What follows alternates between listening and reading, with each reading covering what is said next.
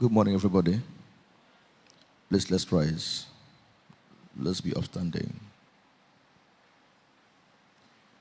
I want us to give God praise for this gathering. Let's tell Him thank you for bringing us to this wonderful environment to bless us. It's about the Lord. It's about His blessings upon us, which we know is going to rain heavily upon us in this service. I'm sure you're here to be impacted maximally. And that's surely what we're going to have. Just give Him praise. Let me hear you speak to Him in praiseful tones. Lord, I thank you for being so good to me. I thank you. I'm not too young to die.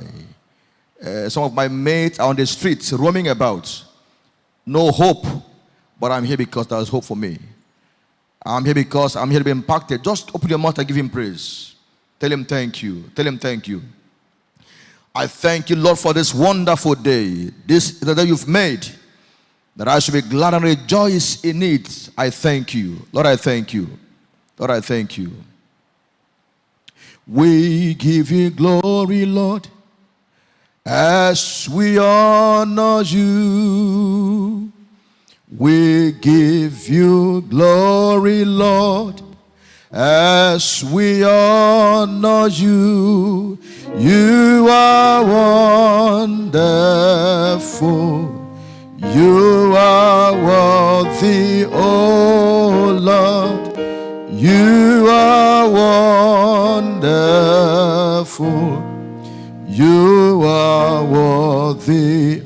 Let me hear you sing it. Oh, you are one. Yes, you are worthy. Jesus, you are wonderful. You are worthy. Almighty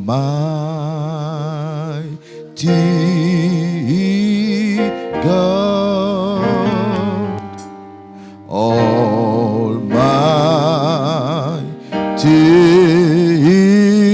God. Sing that song with me. Our generation shall praise. Our generation shall praise your name. Yes, Lord. Our generation, Kabaya, shall praise your name. Our generation shall praise your. Help me hold somebody. You're going to pray for now. In the next 2 minutes, hold somebody. Just one person to each person. Just one person, hold somebody. You're going to ask God to bless this my sister, this my brother I'm holding. Lord, I am not in agreement that this person is going to live here without being impacted maximally. We have to be blessed. Can you ask God, Lord, this my brother, this my sister, Lord, impact him. Lord, impact her. In this service, in this program, reach out to my friend. Reach out to my sister. Reach out to my brother. May this person live here heavy. More than he or she has come this day. Is somebody praying? Just have witness. Want me to pray this prayer? Lord, impact my sister, impact my brother. This is a generation that will praise the Lord. We will run very far. We will encounter God here. I will move into a society to be a blessing. Maximally. Thank you, Lord Jesus. Lord, I thank you. Lord, we give you praise. Thank you, precious Father. You're welcome, Holy Spirit of the living God. Without you, we can do nothing. Brood over this assembly. Take over all that will happen in this place.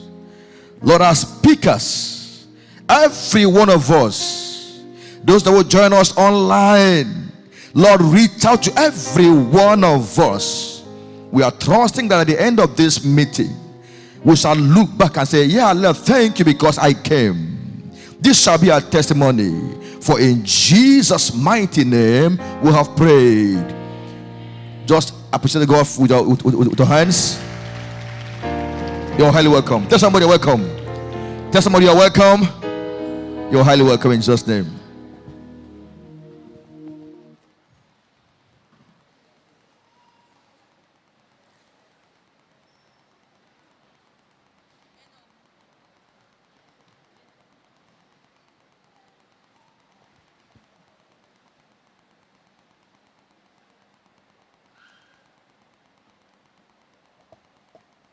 We want to welcome you once again to Maximum Impact Conference 8.0. Can you celebrate? You're welcome. We celebrate you. We celebrate you for choosing to make good use of your time to be here today. And we believe that you're going to leave here transformed in Jesus' name. All right? It is an honor to be before you here today as the host for this program. My name is Oluwafmibi Akingbe, and with me here is... My name is Ezinne Zara, and I am excited to be your co-host for today. As we all know, this is the 8th edition of Maximum Impact Conference, and the theme for this year is, can someone tell me what the theme is? Anchored. So if you've been here you were here for the first edition, can you raise your hand? First edition. Oh, beautiful. Can we celebrate her? Second edition. Third edition. Okay. Celebrate them. The third edition. Okay. Can someone tell me the theme for the third edition? Can we hear from the back there?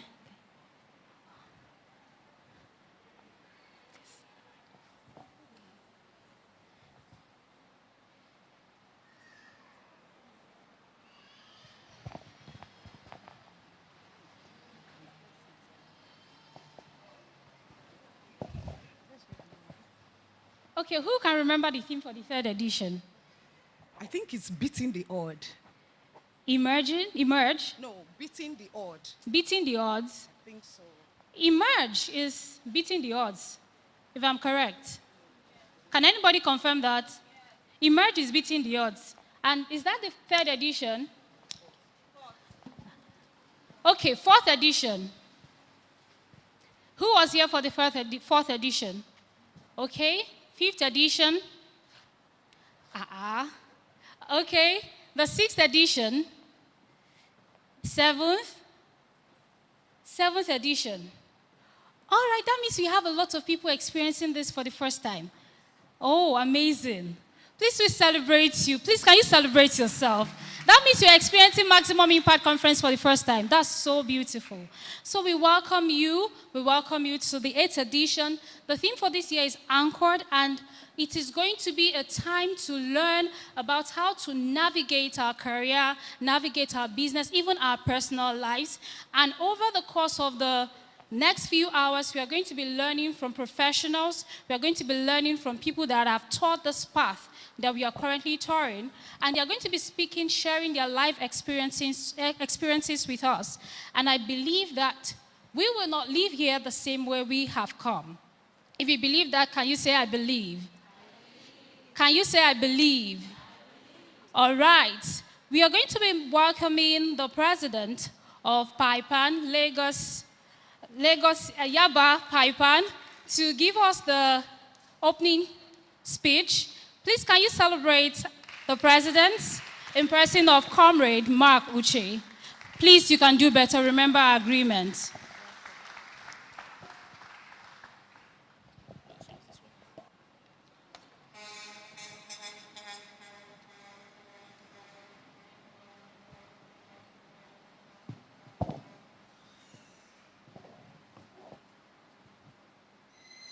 Hello, everyone.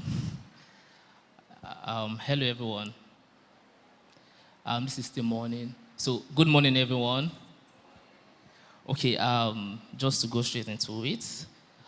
This is a welcome address from Mark Uche, the president of the youths of our parish. Distinguished guests, respected leaders, and every dreamer gathered here today, welcome to Maximum Impact 8.0. Thank you. So today is not merely another date on the calendar, it's another opportunity to rediscover what is possible when vision meets determination. Many of us arrived carrying questions, uncertainties, and battles that no one else can see. Some have come with dreams that seem delayed, while some came searching for clarity in the middle of life's noise. Yet the beauty of moments like this is that they remind us that no journey is wasted and no effort is ever truly lost. Every challenge you have faced has added strength to your story. Every setback has taught a lesson that success alone can never teach. Every season of waiting has been preparing you for a season of growth. So as we gather under the theme, Anchored, I encourage you to open your heart to new perspectives, fresh possibilities, and the courage to keep moving forward. Welcome to a garden where hope is renewed, purpose is strengthened, and lives are inspired to rise beyond limitations. Over the next few hours, may you find more than inspiration. May you rediscover conviction. May you live with a deeper understanding of who you are and what you are capable of becoming. The future belongs to those who refuse to surrender their dreams to fear. It belongs to those who continue building when others have stopped believing. It belongs to those who choose persistence over excuses and purpose over comfort. Whatever your background, your story, or your present circumstance, there is still greatness ahead of you. So let this program challenge you to think bigger, dream wider, and act with greater intention. Let every session, every conversation, and every encounter become a stepping stone towards your next level. Remember that storms may test your resolve, but they do not determine your destination. So on behalf of the entire Maximum Impact team, I warmly welcome you to Maximum Impact 8.0. And I believe that before this garden ends, many of us will discover what it truly means to be anchored. Thank you.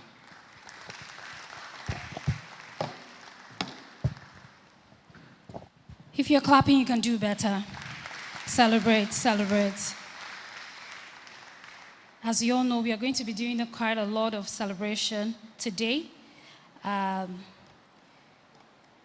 We cannot go further without observing the protocol. We have to celebrate some very amazing and important people, because I remember I said earlier when we started that we are people of honor and we must portray the honor that we uphold as a virtue. So please, let's rise to our feet as we celebrate these people. I plead with you, please, let's rise to our feet.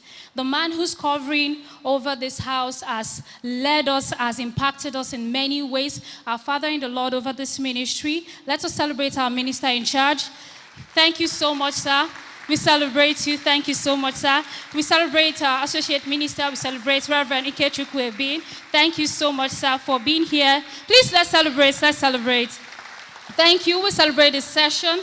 The elders and the spiritual watchmen over this, they are the ones that have brought us together here today. They are the ones who have made it possible to be here today. Also, we celebrate our Elder Joshua Okorie. Please, can you celebrate him? This is a man that has been leading us as youths, and he is the one who has instilled in us virtues that we portray today.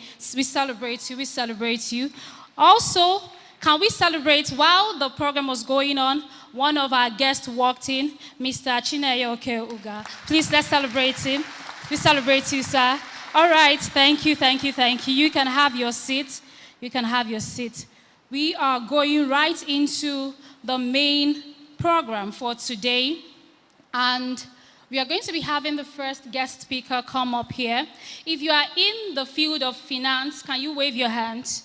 Finance, can you wave your hands? You are actually in the right place today, because the person that is going to be speaking to us here is not just going to come to talk to us about theory. It's someone who has experienced everything from boardroom to leadership, everything, influence, and is going to be speaking to our business, our career, how to navigate our choices, how to thrive even in these present time. So it's going to be speaking to us about stability to adaptability, so that we are not just living, we are not just trying to survive, trying to keep our heads above water. We are actually living a life that is sustainable in our field. And we are going to be hearing from him. He's a financial analyst, is a risk strategist, is also a voice for this uncertain season. He's going to be speaking to us, and I believe that it's going to be a mind-blowing session. I'm going to welcome to the stage the person who is going to read his profile, and please remember, it's a house of honor, and as this profile is being read, please let's celebrate him. It's going to be a mind-blowing session. I'll see you after the session. You're welcome.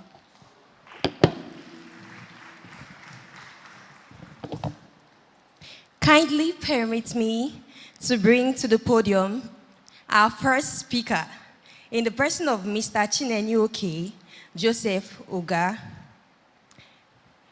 Mr. Chinenyeoka Uga, CFA, FCCA, FCA, CRM, HCIB, Enterprise Risk Specialist, Financial Credit Analyst, Compliance and Internal Control Expert. Mr. Chinenyeoka Uga is an enterprise risk specialist with over 26 years of cognate experience in the banking industry. He started his banking career in 1999 as a credit risk analyst in United Bank for Africa PLC, UBA, under the tutelage of Malam Sanusi Lamido Sanusi, the former CBN governor. Mr. Uga left UBA to join Zenith Bank PLC in January 2001. While at Zenith Bank PLC, he rose through the ranks to become manager, head of credit analysis in the enterprise.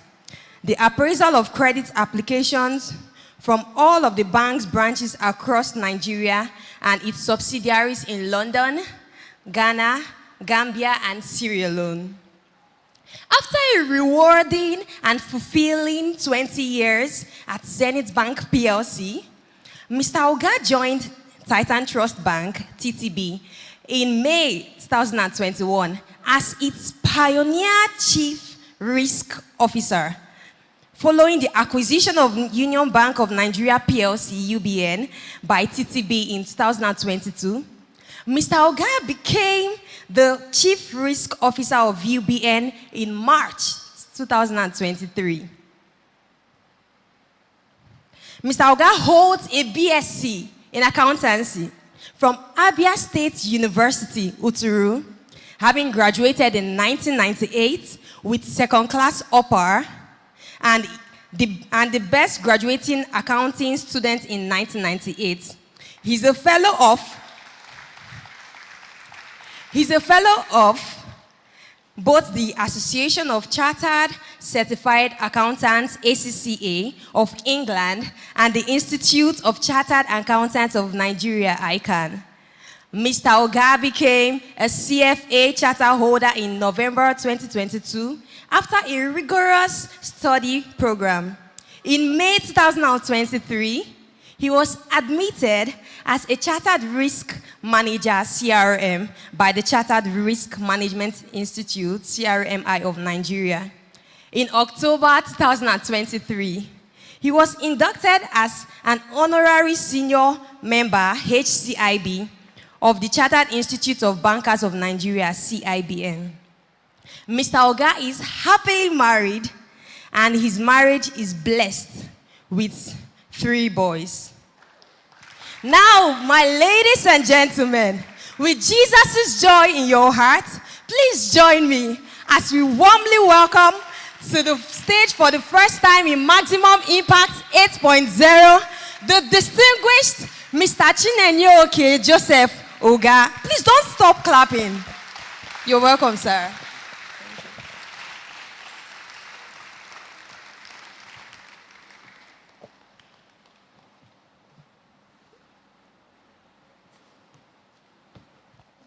Good morning, everyone. Good morning, my Reverend. Good morning, the Associate Minister. Good morning, Elder Joshua Okore, who happens to be he was my senior in Abia State University. Okay. So I want to believe that the presentation will be screened. So it is my honor and pleasure to be part of this year's Presbyterian Youth Maximum Impact Conference. I must say that this is my first time of being in this conference, and I must confess that I'm blown away by what I have seen.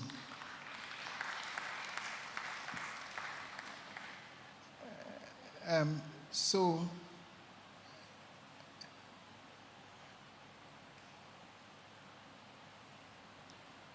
I can't see the presentation on screen. Is it going to come up?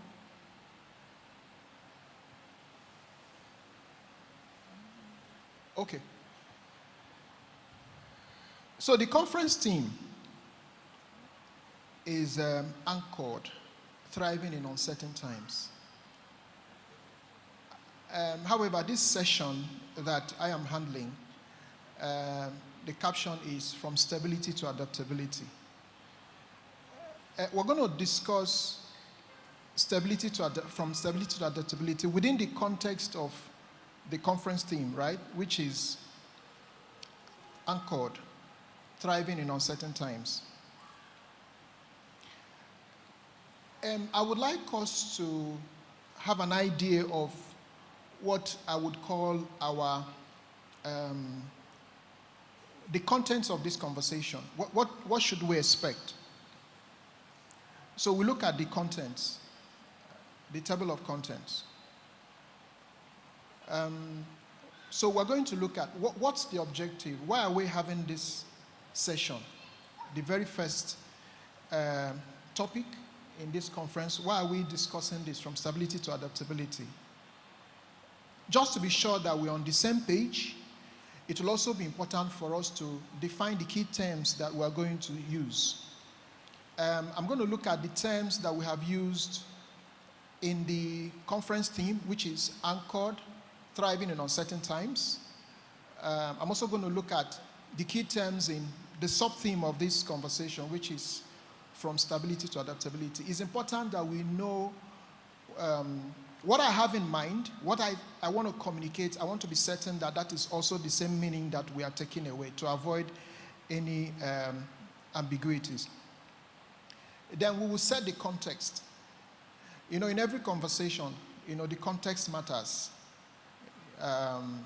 Then we now get to the meat of the conversation, which is, how do we move from stability to adaptability?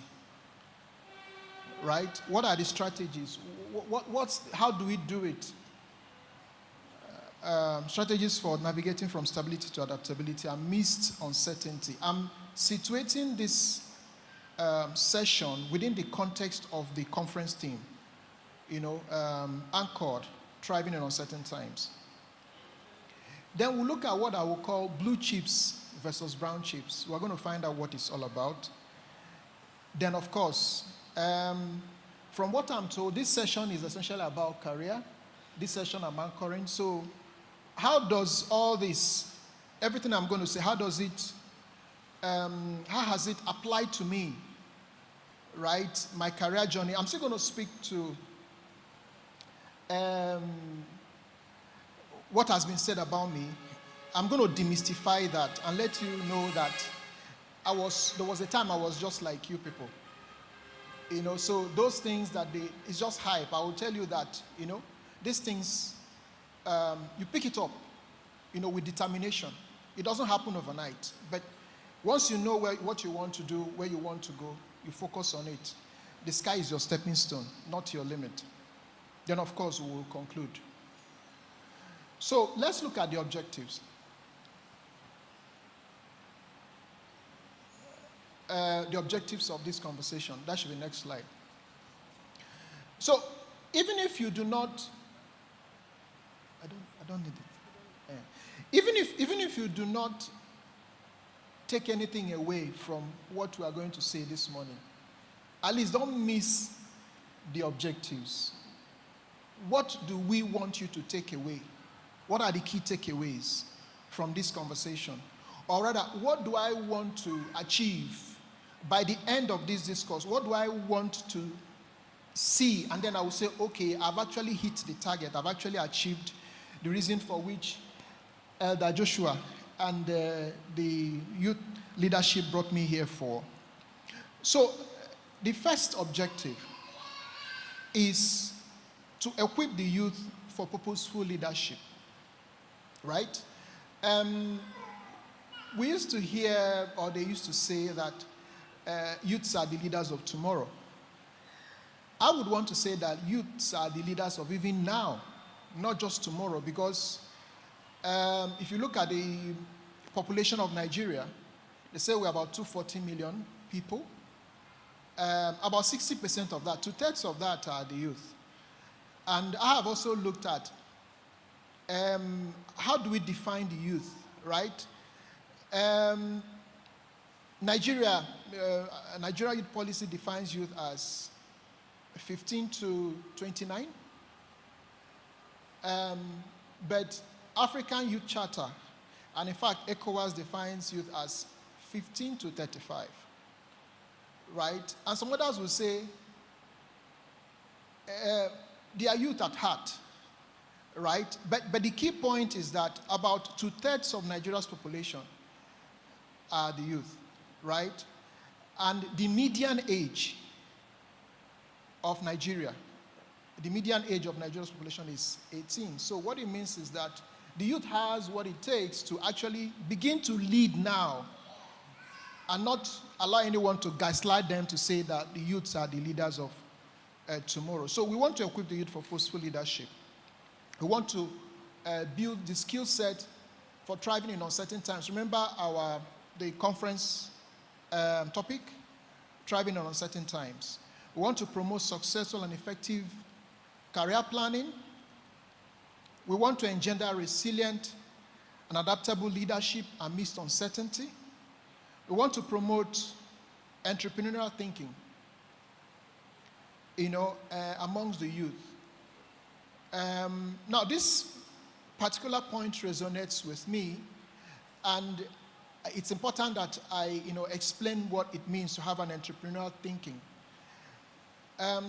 When Elder Joshua and I were in university, I want to say that we graduated, or let me say, at that time, we were trained to come out and begin to look for jobs, right? So when you come out, you are looking for where they are doing aptitude tests, you apply. So I recall when I served in Lagos, actually. I'm going to talk more about my career journey by the time we get to that part. So I applied to so many places. I did aptitude tests in so many places. So we were trained with the mindset, we went to school with the mindset, let's come and work, maybe someone work in a bank, work in telecoms, work in anywhere. But now we're telling you that don't come out to want to look for jobs. Come out to want to create jobs. Come out to want to be an employer of labor, not an employee. And then, of course, we want to nurture a growth and positive mindset in future leaders, because everything starts from the mind, right? You can't have success in life. There's nothing that can be achieved in life. There's nothing you can become or attain in life if you first of all not, conquered or achieved that in your mind, right? As Christians, we believe, and I believe, that the physical controls the spiritual, right? What is seen is controlled by what is not seen. We're in the season of the World Cup, right? For those of us who are football enthusiasts, what do we think coaches do actually? I mean, beyond physical training, beyond the physical aspects of training and making sure everybody's fit, there's also a mind game. There's also a psychological part of the game where you're trying to like make your players to know that, oh, they can actually beat the others, right? So you need to win in your mind. That's also the same script David used against Goliath, right? Goliath came out, saying, oh, I'm going to feed you to the dogs or the birds of the air or whatever. David said, no, that the God that delivered me from the lion. So you need to win in your mind. If you can think it, you can do it. So we want to nurture a growth and a positive mindset in the future leader. So now let's look at the division of key terms. Like I said, it's important we define the terms we are using to avoid confusion. And this is very, very important. I don't know I am very, very keen about politics. So I follow the political drama going on, because the truth is that even if you refuse to show interest, what they do will affect you, right?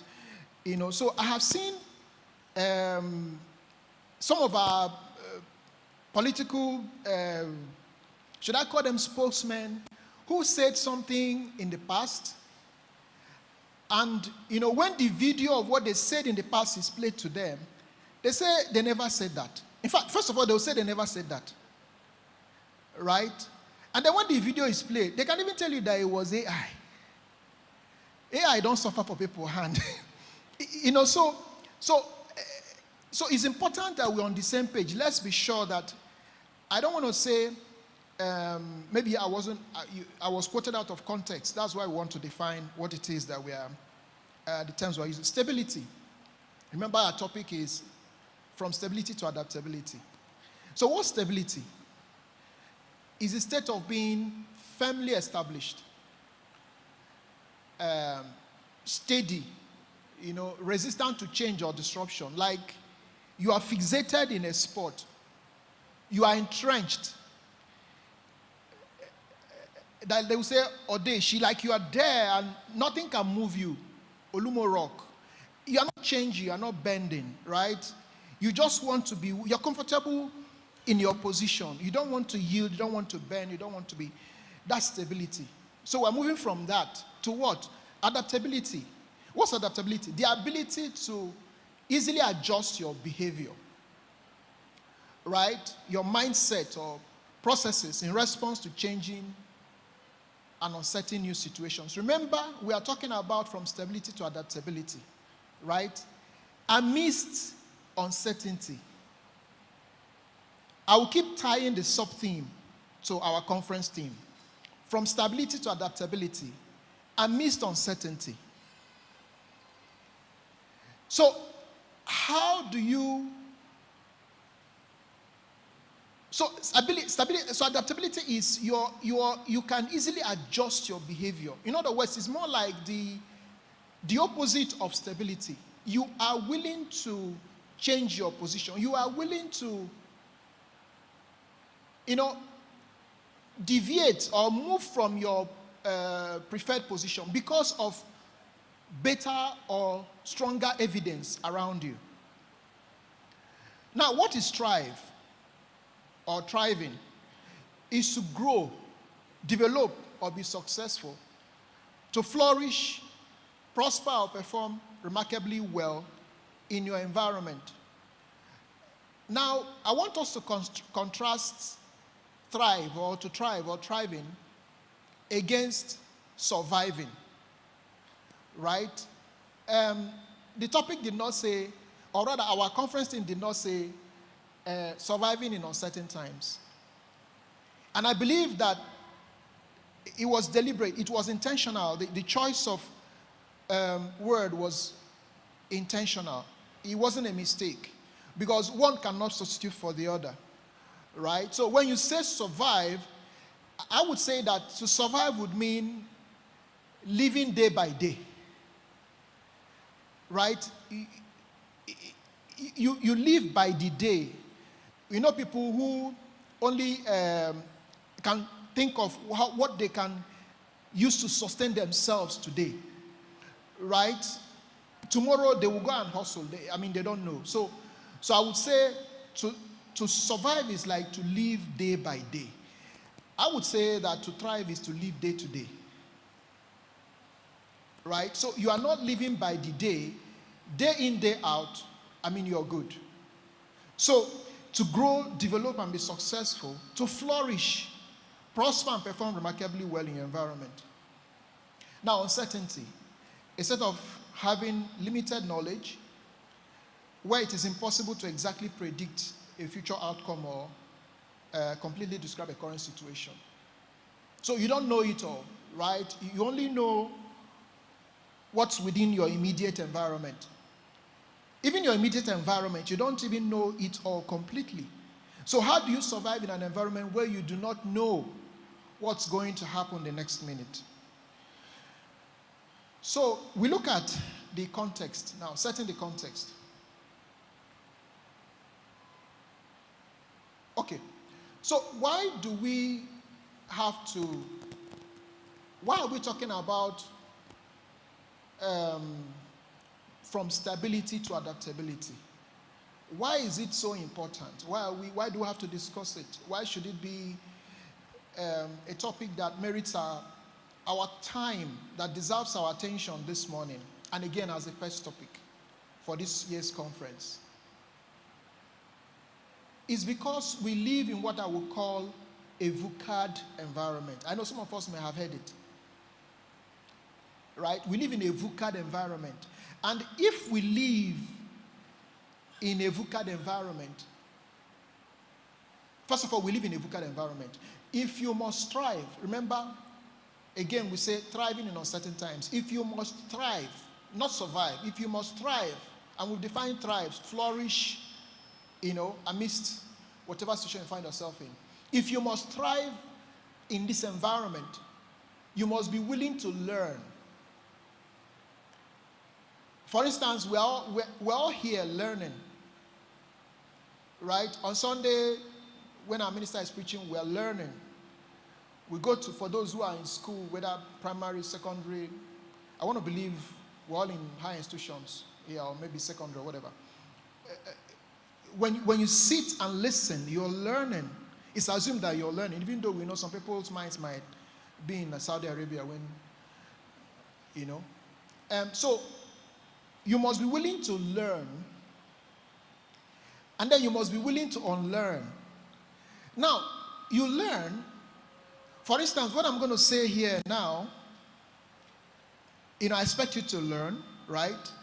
But tomorrow, because we live in a VUCAD environment, something else may fundamentally change or make what I have said today or what I'm saying today to be irrelevant or inconsequential or of no effect. Would you not say because Chinenyeoka came to tell us something and the Reverend was there on the 4th of July, that is what it is? No. If better information, better ideas come out, you need to unlearn what I am telling you today. You need to unlearn it. As in discard it, shed it, and then relearn what is more relevant. So we need to continue. For you to remember, we're talking about surviving. No, sorry, I won't use survive, I'm sorry.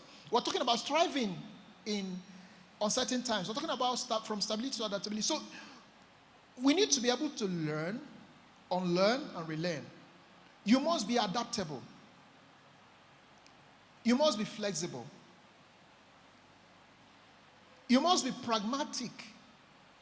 Pragmatic is more like you must be realistic. You look at the environment around you and say, okay, given this is what they taught me in school. This is what I have known all my life, right? But within the context of where I find myself in, given the circumstances and the people around me and what I'm seeing,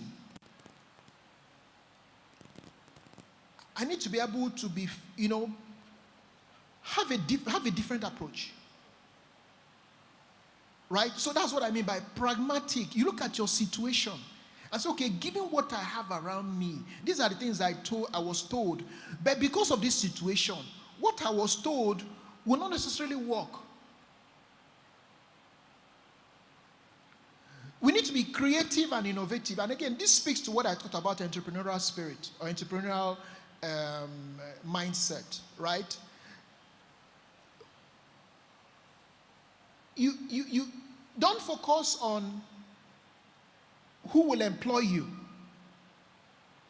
Right? Don't focus on looking for job. Focus on creating jobs. Think of what can I do. Later on in this conversation, we're going to see where I talked about, I think it's at the conclusion, where I said, people are going to pay you for the value you bring. Like I used to tell my children, there's nothing free. Nothing is free. Nothing is free in life. Apart from, of course, what God gives us. But whatever we enjoy from our fellow man, nothing is free. Even the, what's it called now? There are some, in this era of digital economy, where, you can watch movies on YouTube, and there are some apps you can download, do a lot of things for free, at least up to some, well, free in quote.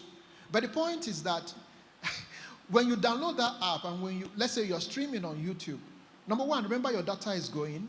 They are collecting your information, because you need to I think you need to register with an email and all that. So they collect your data, and they monetize your information about you, where you are from, your name, your whatever. Let's say now start seeing things popping up. So nothing is free. Even these lights, like I used to tell my children. So we moved to my house last year. I think we gave a testimony here in church, I think March last year when I did my birthday. And by the grace of God, we use solar, right? So we have 24-hour light. So we still have public power, NEPA, the one we call NEPA, public power. But for me, NEPA is, I don't know what I should call it backup, because I don't really use it per se. Do you understand? And so because of that, my children now, they are not conscious of, they leave the lights on and everything. I'll be like, no. See, even though you might say it's solar, that solar is running on, what do you call it now? You have the inverter, right? You have the battery. You have forgotten the name now. But the panels, yes. And those things, of course, they have a lifespan. Do you understand? So nothing is free. Even as we are here, some money has been spent for us to be here.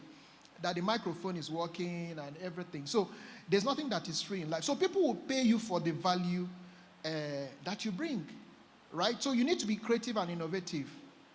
You need to be inquisitive. You need to be able to ask questions. Be someone that asks questions. Sometimes, we might be irritated by people who ask questions. But the truth is that people that ask questions, they are usually the ones that are more intelligent.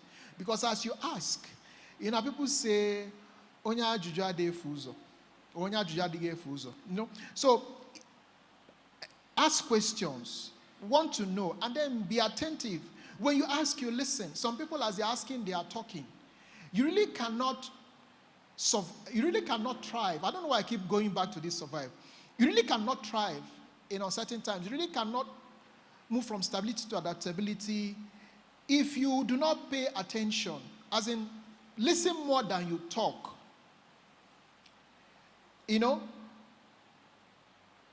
Listen before you talk. Or listen more than you talk. Right? And then you need to be resilient, skills-oriented, and open-minded. Please, can we go back to that slide, setting the context?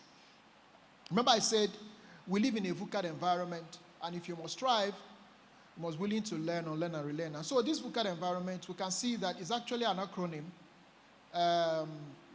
representing what I would call, I've said the VUCA. Volatility, that's the noun, and then volatile is the verb. So you have the noun and then the verb. The uncertainty, uncertain complexity. The environment we live in is very volatile. So it's in a state of flux, right? Things keep changing, things keep happening. You really cannot tell this is how it's going to be. Things keep changing. And so if you live in an environment that keeps evolving, keeps changing, that is very dynamic, how do you thrive? Right? And then the environment around us, there's so much uncertainty. We do not know what will happen the next minute. You know, we live in a time when there's so much insecurity. And then added to that insecurity, we started having the issue of flooding around Lagos. Some people, when it starts raining, their mind, even if they're in church, they are say, Pastor, let me go at my house. I don't know whether my house is. We saw videos of people whose businesses, their wares and everything were destroyed. Some places that never experienced flood in Lagos. So, you don't know what is going to happen. So, how do you thrive? The environment is complex. Complex in the sense, complex or complexity is opposite of simplicity. What is simple, you can easily understand, is like a linear relationship. Right? Y is equal to A plus BX, or BX plus A. Right? And then you now have a complex relationship where Y is equal to X squared. Right? So it's complex. There's no one-to-one. The relationship is not one-to-one. It's multidimensional. Really cannot explain it all. Then there's also ambiguity. Ambiguity in the sense that the same event you see, you read it as in a particular way. Someone else will see it and say it's another thing. And each of you are equally right because it's a matter of perspective. Nobody will say, oh, that's how complex, that's how the situation is. The same event, 2 or 3 people understand it different ways. And each of them, right, they are all right in their own, because they will tell you why they see it that way. So there's so much ambiguity. And then there's also disruption. Disruption, you set out, this is what you want to achieve. You say, okay, I want to be a doctor. For some of us who may have decided, okay, they want to be a doctor, right? Of course, for you to be a doctor, if you are in secondary school, there are certain subjects you must have in your WAEC level, right? That's SSCE. Then, of course, your JAM courses. Then, of course, again, you have to do what they call post-UME, right? And then you have to pass. And then university, you have to make it your first choice and everything. During our own time, there was no post-UME. So, and let's say you achieve all of this, where you're well on your track to becoming a medical doctor. And then you go into the university. You have to do 6 years or 7 years. You do your first MB, second MB, and all those exams. And I am kind of, this can resonate with me because my second son is actually studying medicine. And there's a particular individual that he sees as his, someone he looks up to, who is a medical doctor, and say, oh, because I tried not to influence my children. I never told any one of them what to be. They all chose what they wanted to be, and that's fine by me, right? And so he has gone into it, and then sometimes he will say, oh, that this course, that he didn't know it was this. More like he's beginning to say, oh, doubting whether did he actually make the right choice. And we'll keep encouraging him, telling him, no, look, this person, remember this person that you had set as your role model, you still want to be like him, right? So we keep, encouraging him. Again, like I said, you have to win in the mind before you win, physically. The battle is won in the mind, the won in the heart before you talk about what is seen is controlled by what is not seen. So we have to that's the best we can do. I didn't read medicine. I'm a finance person. So all I can do is like a coach telling him, don't worry, everything will be fine. I just make sure that he doesn't have money problem, he doesn't have, so that at least he will do the reading part. You understand? Now, there was this story that was told about, I think it's in my son's school, Babcock. So, Babcock University has this policy that if you are caught in exam malpractice, I think it's expulsion or something. But it depends on the level you are. I think if you are in lower levels, maybe 100 level, 200 level, I don't know whether it's suspension or expulsion, but actually you have to leave. I think it's expulsion, yeah, because they have zero tolerance for it. So there was this medical student. He was writing his final exam in Babcock, in my son's school. And the rule book of the school says, if you are caught in exam malpractice, right, you'll be expelled. But if you are in final year, they won't expel. You know, expulsion means that's the end of it. So if you are in final year, you lose maybe that session, but you will come back and finish. So this guy was caught. Final exam. More like after that he would have, come out to, in the process of becoming a doctor. So he was caught. And then the school said, okay, you have to go on suspension. I think they either 1 year or a semester or whatever. Now, this boy knew the rules before he engaged in that. And then he now breaks the rule and then is asked to leave the school. Meanwhile, like I said, he was still going to come back and finish up, but he was going to lose like a year or a session. And then the boy kills himself. He committed suicide. I think this story broke, whether was it last year or 2 years ago.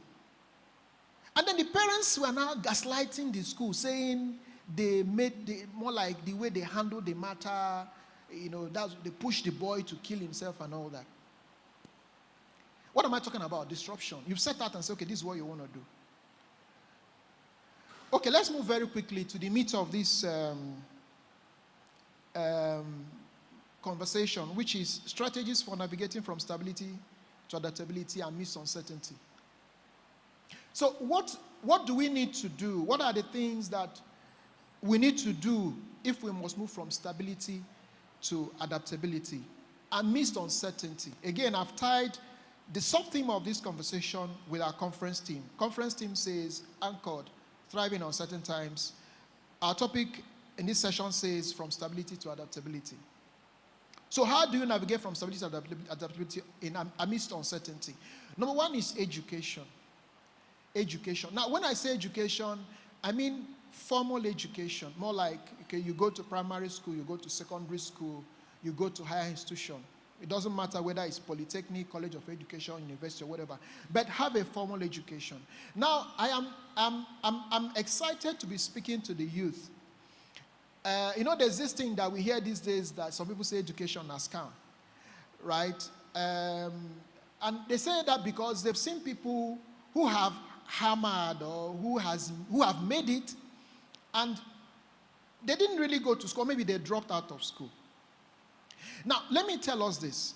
In as much as it's possible to make it in life, even without passing through formal school, and we have a lot of examples, maybe footballers or even bloggers or whatever. I think recently they were dragging Pella. They say Lodo uprising or whatever. So he dropped out of school. Now, the point is that what education does for you is that it gives you foot in the door. That's what it does for you. It gives you foot in the door. Now, let me give a very quick example. Elder Joshua knows, Prof now. We had a professor of marketing back in Abia State University who happened to be an elder in the Presbyterian Church in Okigwe Parish where we worshipped. So anytime the church declares, evangelism, street to street or house to house, this professor always joins. And so when he comes out in the street, a professor, he carries the Bible and he's preaching. Even people that don't want to follow the church people that say, these church people, just because and maybe he's their lecturer or whatever, they know, say, if this prof can be carrying the Bible, and at least they will listen. I'm not saying they will convert to, but at least they will give him a listening ear. Just because they're saying, no. So the fact that he's a professor kind of made people want to listen to him. Now, what I'm trying to say is that in as much as you don't need education to make money, but remember, for you to make money, You need to be able to offer something of value to people. Are we agreed on that? For me to give you my money, there must be something you are giving me. Like I said, nothing is free. Even it's like somebody is paying for it. Nothing is free. So what it means is that as an olodo, meaning that you're making money. It means that you're making money by selling either a product or a service you have to both educated and uneducated people, right? You're not just selling to olodo people like you are selling to everybody. Now, what will make an educated person to respect you when you come to say is because of, you can speak well. There are some people that when they speak, you listen to them. You know, the way they use their tenses and everything, you tune off. It happens to some of us. Maybe you're listening to a very wonderful preaching and then, and then something, and then you tune off. You can imagine. So assuming I'm here and I'm committing blunders, you just tune off and say, you now lose the substance of what I'm saying. So what education does is that it gives you a foot in the door. It makes everybody to listen to you. That's what it does. It gives you access. It gives you a seat at the table. So nobody is saying that you cannot make money with education, but we're saying that for you to be welcome in the committee of learned people, for them to listen to you, they need to know that you know what they know, so that they will respect you. It's just like, so I was when they were reading my citation, they said I was the best accounting graduate in 1998. I used to ask myself, I said, and I never, right from my primary school to my university, I never carried expo. Now, I even asked myself, I said, imagine me, assuming I carried expo, plus what I know, nobody will see my back. What I'm trying to say is that no matter how much they try to tell you education is not important, it gives you access to everybody. It gives you access to everybody. So it's very, very critical. And there is, let me tell this story. Now, my younger brother, when my father died in my final year. And when he died, I come from a family of 5, 3 girls, 2 boys. So I just have one brother. So 2 of my sisters were in the university with me, Abia State University. Then my only brother, who is the last born, was in the secondary school. He was in a particular school. So when my father died, my mom was a teacher. So my mom could not bear the burden of 3 of us in university, and then my brother in a very special secondary school, very expensive secondary school. So my brother was now pulled out of that school and taken to the village. I was in my final year. So when I finished when I graduated from ABSU, I came to Lagos to serve, right? And then even as a copper, I took up responsibilities, which is why I was trying to say that citation they did about me, it didn't happen overnight. There was a time I was on the floor. So as a copper, I had to now begin to take care of my younger ones. I paid their fees through school, right? Now my brother, while he was in the village, school in the village, I'm not trying to denigrate or say, but circumstances, except God intervenes, right? So during school hours, he will go to school and all that. And then after school, my uncle, right, from my paternal side, will ask him to come and do conductor because he was my uncle was running this inter-town bus transport. So that my brother would be conductor. Tell him, okay, who wants to go and all that, and collecting money and all that. My brother started losing it.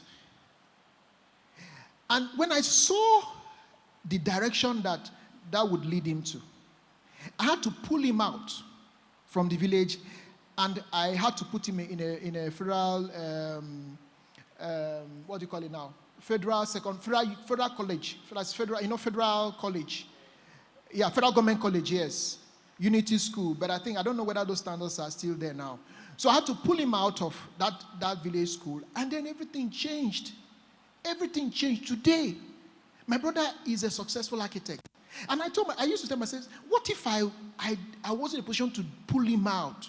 He could have been one of those people, running up and down. Because then my uncle runs a beer parlor. And you can't give what you don't. I can imagine maybe my brother would have been an attendant in a beer parlor.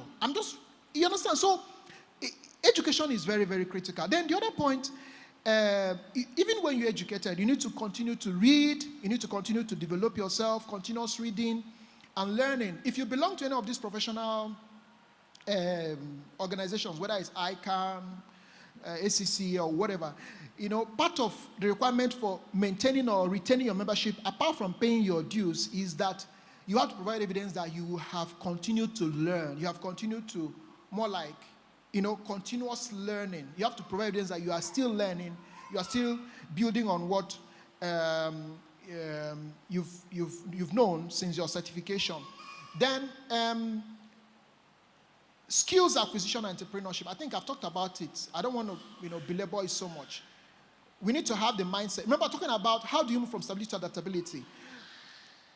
Think of yourself as an employer of labor, not an employee. You have that mindset. You can never be wealthy as an employee. Let me just say this. You can never be wealthy. I'm not saying you won't have money. I say you can never be wealthy, as in wealthy, if you're an employee. You have to be an employer if you want to be wealthy.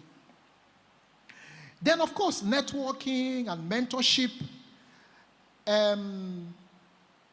So, they say if you want to go fast, right, you walk alone. If you want to go far, walk together. Then, again, people say a tree doesn't make a forest. Right? And then there's another thing that says, show me your friends, I tell you who you are. Then again, there's another thing that says, your network, right, determines your net worth. The people around you, the people that you associate with, the people that, even in Psalms, they always say, blessed is he that sitteth not in the council of the ungodly, nor in the seat of sinners. And the people around you determine ultimately what you become or who you can become. Right? I'm still going to talk about blue chips and brown chips. So the key point is that people around you they determine what you become or what you are.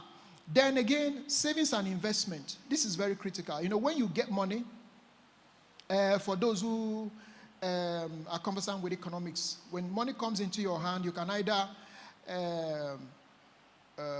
consume it or you invest it, or both, right?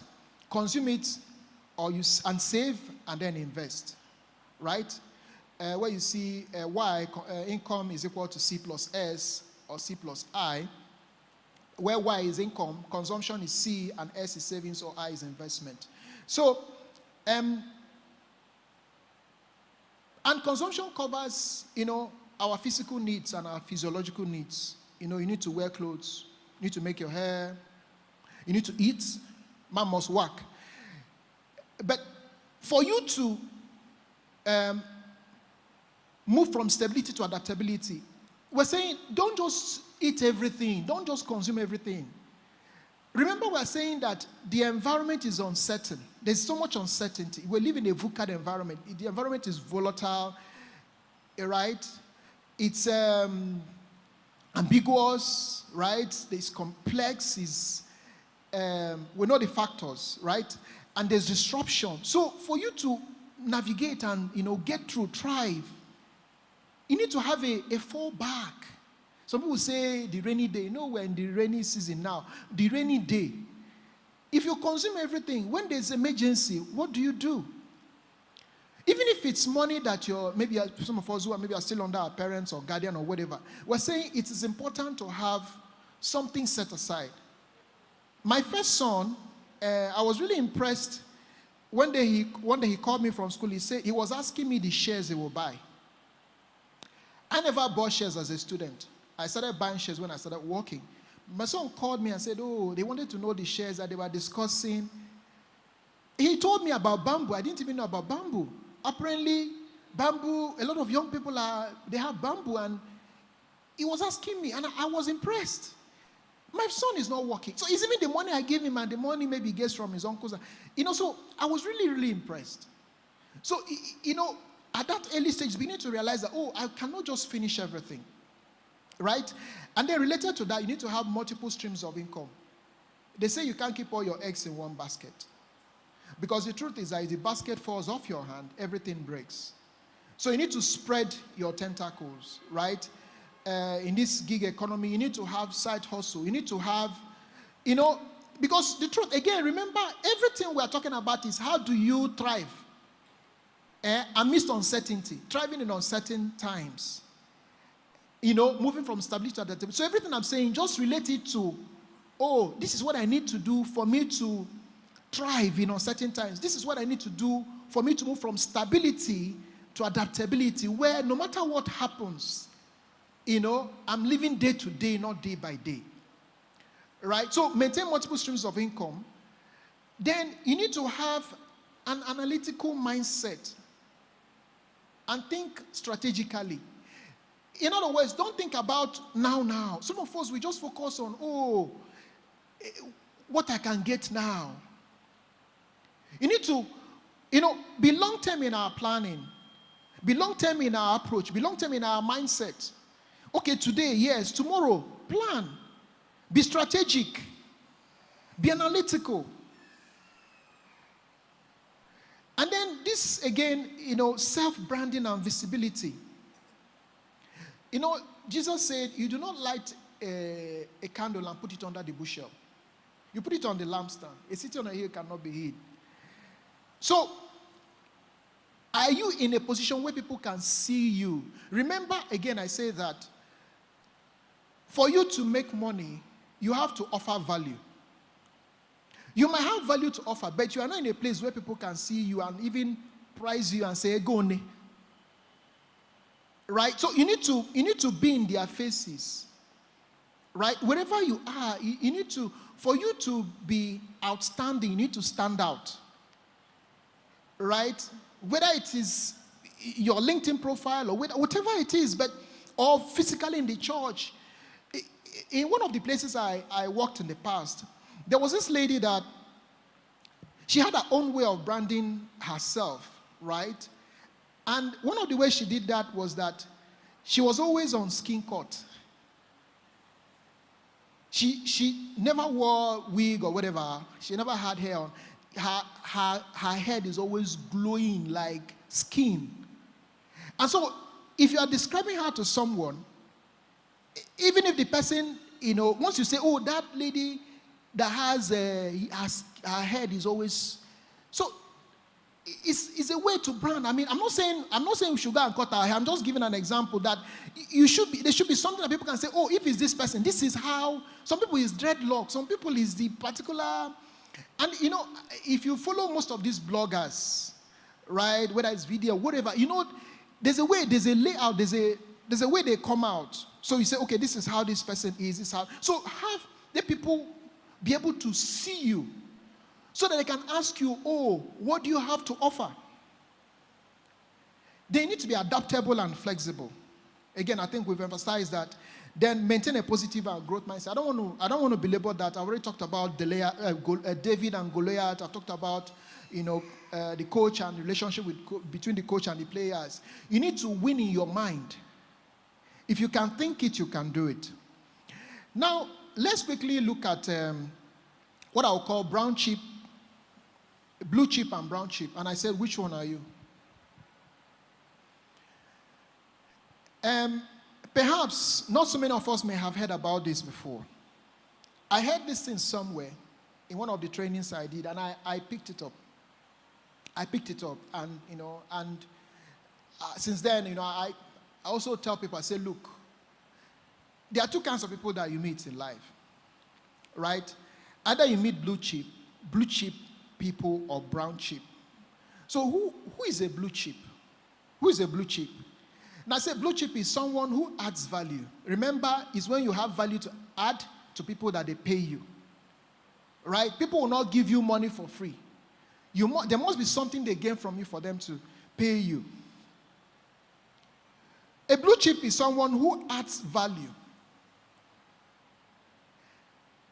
And he compensates for your weakness with his or her strength. Now, I want you to, situate yourself in this, as in this, I'm talking about this relation between you and someone else. So, someone who adds value to me, you can say, someone who adds value to me, you put your name, right, is someone, a blue chip to me is someone who adds value to me, who compensates for my weaknesses with his or her own strength. Right? It is someone who compliments you, who compliments me. Right? Someone who gives to you instead of taking from you, or someone who gives more than he takes from you. It is someone who provides solutions to your problems and needs. As I'm saying this, I want you to begin to imagine the people you have around your life. Begin to compartmentalize them. Right? Who is a blue chip? Who is a brown chip? By the end of this session, I know some of us will have to do some house cleaning. Right? So, someone who provides solution to your problems and needs. And now, problems and needs, they come in different shapes and sizes. Your needs and problems or whatever your wants could be, it could be financial. It could be money issue. Do you guys know that there are some people that come to church just to talk to some people to give them money? Are you guys aware? After service, they hang around and, they'll ask you, transport. Like, hello, how did you come to church? Do you understand? So, it could be financial. It could be emotional. The need could be emotional. It could be psychological. It could be, in the Western world, unfortunately, we don't have it. We don't have it so much here in Nigeria, A lot of mad people that you see around, maybe it's just counseling that they need. Maybe they need to see a shrink, someone to just, talk. They need to talk their problems over with someone who would guide them and all that. Maybe it's psychological. There are some of us that, we have friends that we unburden our, there are things on your chest, right? You like talking to them. They listen to you. And maybe they tell you one or two things and you feel lighter. They say problem shared is half solved. Some people die in silence because there's no one to talk to. God did not create us to be alone. Right? There's a reason why he made us, we're supposed to thrive in a community. So the moment you are living a lonesome life, then chances are, you might need to see a shrink. So the need could be psychological. It could be physiological, more like talking about food and drinks and all that. It could be educational, right? Like your lecturers. It could be intellectual. It could be spiritual, like, our reverend and the associate minister, we come to church, people talk to us, and even in Paipan, So the needs are varied. So anybody that is solving your financial problems, solving your emotional problems, solving your psychological problems, your physiological problems, educational, intellectual, and spiritual problems, right? They are blue chips to you. Now, who are brown chips? Someone whose impact in your life is the exact opposite of a blue chip. They take more from you than they ever give, if at all they give anything in return. You notice that they bring negative energy. It's always you giving. There are friendships that you realize that it's actually you that is holding that friendship. Have you experienced it? You realize that if you don't call him or don't call her, there will be no call. You are the one that's always going. It can be tiring. It's always you that is giving. He'll tell you, if not for you, I don't have money. You're always giving. You're giving your time. You're giving your money. You are the one that's always, meanwhile, you have your own. The truth, I've realized that no matter how comfortable you think people are, everybody has their own issues. Everybody has their problems. It's always somebody tells you that you will know. For instance, people don't know. I have my own issues. And I just know some of them that I'm dealing with. I have my own issues that I'm dealing with. But we cannot all come here. It's only God that knows all the things that we are dealing with. Everybody is dealing with. But people just feel that, they will just come and carry your own. So they only come and unburden on you. So who do you unburden to? So a brown sheep is someone who is in a pit. He's in a hole. And he wants to drag you inside the hole with him or her. You can't bring out someone in the hole by entering the hole. You need to be above the hole, maybe throw down a rope or something. Now, there's a thin line. I want to, in as much as I've said, okay, let's look at our people around us, blue chip, brown chip. I'm suggesting that we do it with the brown chips and, keep, but, as Christians, we don't need to look down on anybody, right? So what I would suggest is this, that make sure that you have more of blue chips in your life. I'm not saying clear, because the truth is that there are some people that, God has put certain things in our hands so that for us to help other people. So, but I'm saying, if you have, let's assume that each one of us is entitled to 10 people, 10 networks or 10 individuals, as in, I'm just making just for purpose of this conversation, each person is entitled to have 10 friends. And 9 of your friends out of 10 are brown chips. You don't die now. That's what I'm trying to say. At least have like 7 blue chip, maybe 2, because you have to help. You need to give back to society. But even giving back, you need to have a budget. Like my wife. My wife has a budget for welfare. Do you understand? So once she has hit that budget, here's all next month. Do you understand? Because you can't solve all the worst problems. Jesus told was it not Judas, that you always have the poor with you.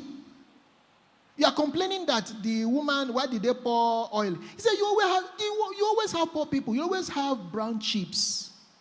So you can only do your part and have a budget, have a cap. Don't let them. Otherwise, what's the point if you become like them?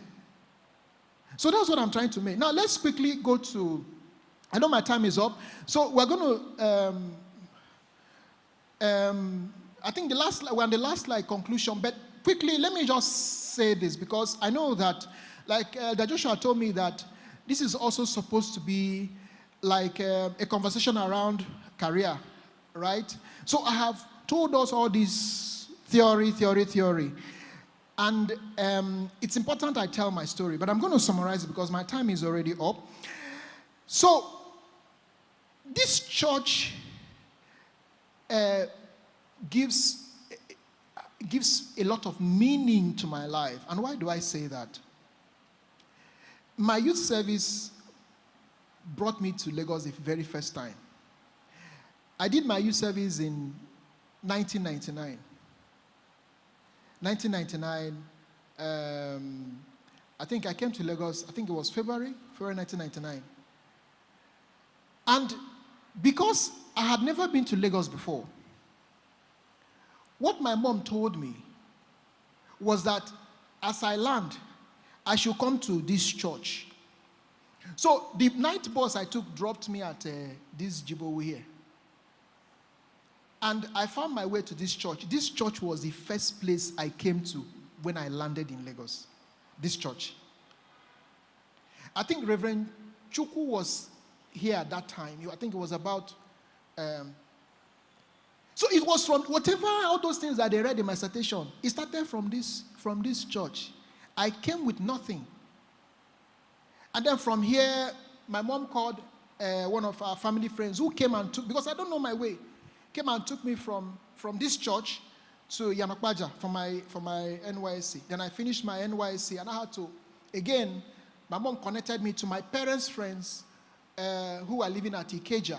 Again, remember, as I'm saying this, be connecting it to those strategies I talked about. You can see networking playing out.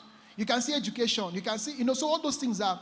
So my mom had to speak to my parents' friends, a man and his wife, In fact, these people were there when my parents got married. So they've been friends before I was born in the 70s. So I was with them. They allowed me to stay in their BQ. I didn't pay house rent. I was with my parents' friends. In 1999, finished my youth service in 2000. And then the arrangement was that I would stay with those family friends for a year. So when I finished my youth service, remember, I hadn't gotten a place. But UBA gave me an employment. I worked with the former CBN Governor Sanusi.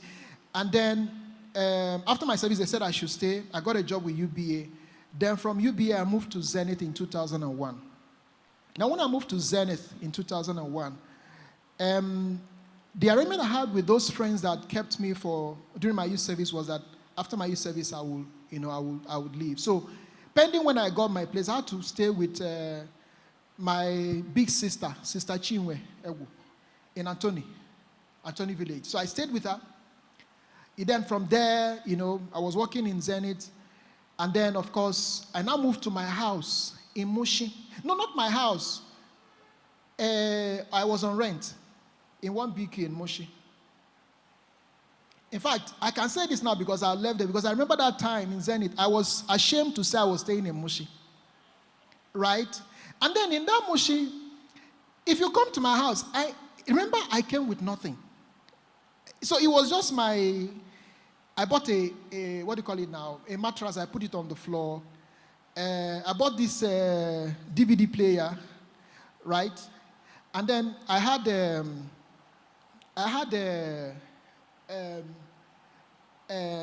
there's this rechargeable lamp we used to have in those days that, in fact, we also used in university. It was a torch, it was also the radio. It was 3-in-1, everything. I had it. You understand? So then I bought rug, so I started, and I was going to work by public transport. Sometimes I'll join, Zenith Bank, staff bus and all that. So I know what it means to start from ground zero. In fact, there was an experience that happened to me when I was 7. I fell down in mile 2. Before I came to Lagos, there were some things I heard that, Lagos, the bus doesn't stop. So if you get to bus stop, even though the bus, you need to bole. So we got to the bus stop, and then I was with a friend of mine, my coursemate from school. He was taking me to their house in Festac. We're coming out of NYSC camp. And then he was sitting by the door. He was closer to the door. So, mile 2, Lagos, when you run into traffic, the bus could stop because the cars are not moving. So the guy was by the door. So he just came down, alighted quietly. Me, I was at the back. So I don't know my way. So when this guy came out, I became anxious. Before I knew it, the bus started moving. So I was able to tell people in front of me, please, I need to alight. And then they moved. And by the time I wanted to alight, the bus was really moving. So I jumped. But people that told me that the bus doesn't stop didn't tell me that when you jump, you run. So when I jumped, I wanted to stand gidigba like stability. The thing threw me on the floor. So all the women there in my to say, copper, because I wanted my copper, say, copper, sorry, they were speaking Yoruba, copper, sorry. I've been on the road, people have splashed me water. Right? And then now fast forward over the years, I got my car, right? And then after that, I've had maybe 3-4 cars, after that, and most of them given to me by my employer. So when people see me today in my car and see me, they say, oh, but they don't know that there's a story. So what am I trying to say is that it's about, knowing what you want to achieve, right? Knowing where you want to go, and then working towards it, right? Knowing, that's why I said you need to think long term. For some of us, in fact, all of us, I want us to ask ourselves, where do you see yourself in the next 5 years? Where do you see yourself in the next 10 years? Don't let life happen to you or Nigeria happen to you. You need to plan. Of course, remember, all these things we're saying is within the context of, divine guidance. That I don't mention God doesn't mean that God is not the ultimate. Of course, you delight yourself in the Lord and you give you desires of your heart. So you commit everything to him because there's also God guiding you. But the point is that as an individual, you need to decide. The devotional I read yesterday, it was about where Daniel is our daily this thing. This is our devotional. Presbyterian family, yes. Where Daniel, the Bible said Daniel proposed in his heart not to defile himself with the king's meat. And then the king's steward was afraid and all that. And he said, no, test us for 10 days.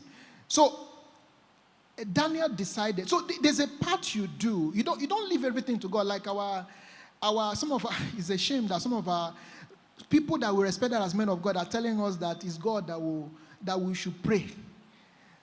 Right? When other people were there, they didn't tell us to pray. They came out to demonstrate. Do you understand? So there's a part for the individual to do, and there's a part for God to do. And I tell my sons, I say, look, you cannot go to an exam and expect God to give you expo. But you need to read. Then God will now remind you of the things you read. So there's a part for God to do, and there's a part for, So in conclusion, can we go to the conclusion, please? In conclusion, and I think I've said this thing, over and over and over. People are willing to pay for the value you give to them. There's no free money. I keep singing this as a song to my children. There's no free money. There's no free money. Even when somebody gives you money, there's something he's expecting. There's something maybe not immediately, but he is kind of preparing your mind.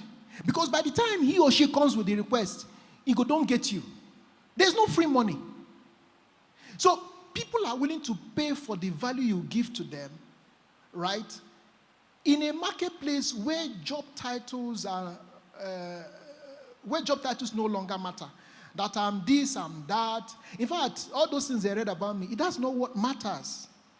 It's not about the ACCA, the CFA, the HCIB. Individuals will need to, so in a marketplace where job titles no longer matter, qualifications and whatever, it doesn't matter. Individuals will need to explain their value through the skills that they offer. What do you have to offer? Right? The outcomes that they enable, the problems they are uniquely equipped to solve. And I said, be a blue chip, not a brown chip. Be a solution provider, not a problem magnifier or escalator. And of course, the story of Joshua and Caleb and the other 10 spies, comes to mind. Be a solution provider, not a problem magnifier. Again, David and Goliath. Don't be an escalator. Don't try to blow the problem. Provide the solution. Be adaptable and ready to keep learning. Keep on learning and relearning in order to thrive in these uncertain times. Thank you very much.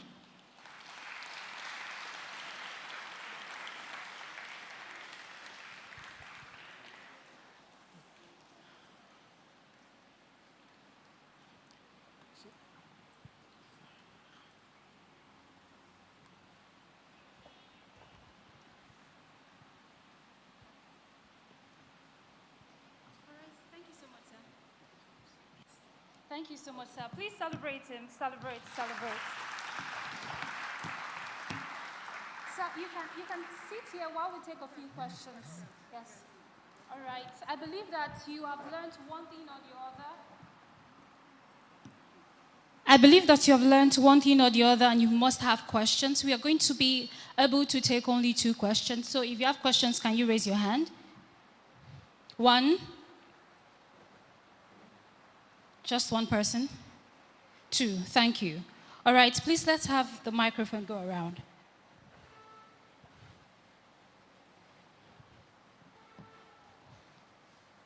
Let's have someone pass the microphone.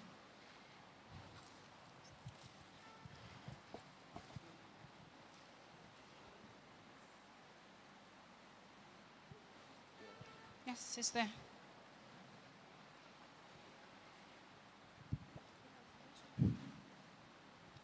Good afternoon, everyone. Good afternoon. My name is Sunday Ide. So, Mr. Joseph, thank you so much for the impact this morning/afternoon. So, my question is this. Though it's more related to black taxis, because you made mention of blue chip and brown chips. So, how do you deal with, like, the practical way to deal with black taxis? Because you also made mention of setting a particular percentage to spend on certain things related to that.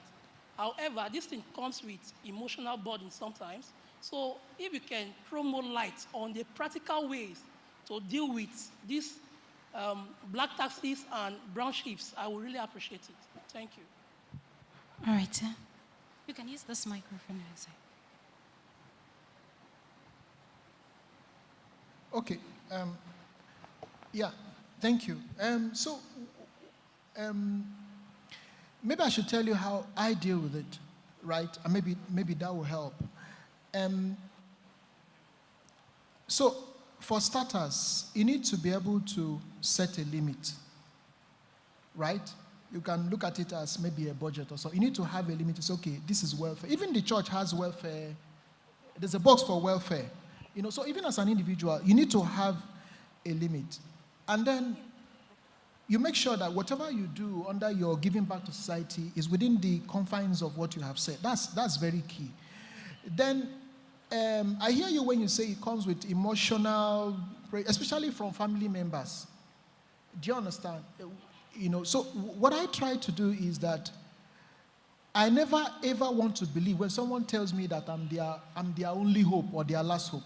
In fact, when you tell me that, that will make me to decide I'm not even going to do anything at all. Because no individual, no human being controls the life of anybody. If you are not there tomorrow, someone else, they will move on. So never ever believe the lie. When somebody says, it's only you, now lie. Do you understand? And the truth is that, remember, we are accountable to God. You only have a problem when you want to please people. Do you understand? You will only be under pressure when you are conscious about, how they will see you. I don't want them to see me as a bad person. Do you understand? There's someone that asked me for, there's a big auntie of mine that asked me for money. In fact, she carried me when we were, she sent me a chat and said, that she has a medical situation, right? And then she needed some money for medication. And I have already overstretched myself. So I said, auntie, I'm sorry, I can't do anything now. Let's look at the end of August. She didn't respond. Maybe she's angry. I don't care. I don't care. So, but what I do is that when I make a promise, I keep it. So by end of August, even if she doesn't reach out to me, I'll reach out to her. So when people know that you say it as it is, and you come back to them when you can, they will get used to that. I don't know if that answers your question.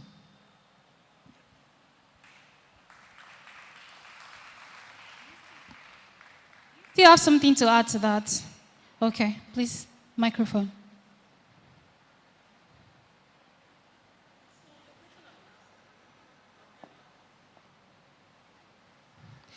You can go on till the microphone gets to you.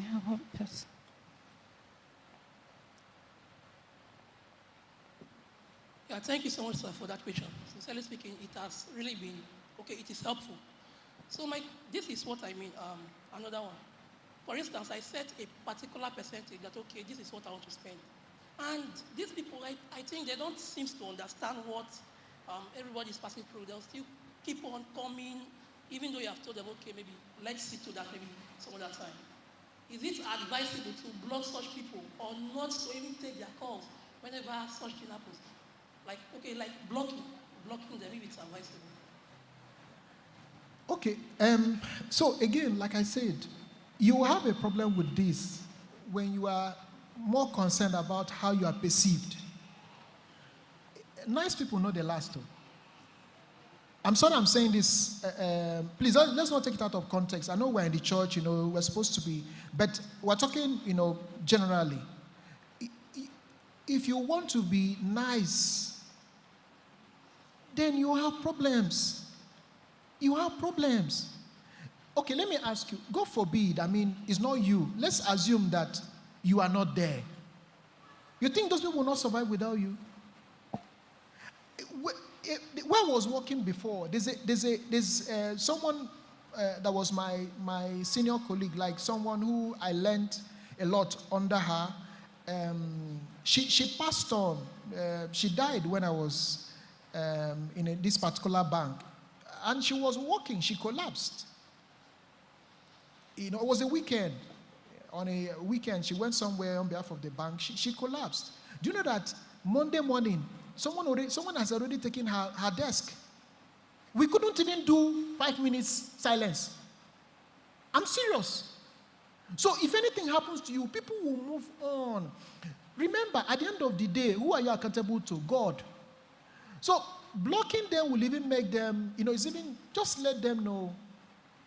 Like I said, I can't do it now, but let me get back to you by September. And then you mean it. Do you understand? Let the person think whatever he or she wants to think. Don't try to be nice, because you'll only end up killing yourself. Oh, thank you so much. Thank you so much. Can we celebrate him? We have one more question. Please, I plead with you, make it brief so we can round off as soon as possible. Thank you. My name is Fadik Wesitonji, Caleb University, Computer Science, final year. I'd first like to appreciate what you said, the speech, and some of the lessons that you taught us.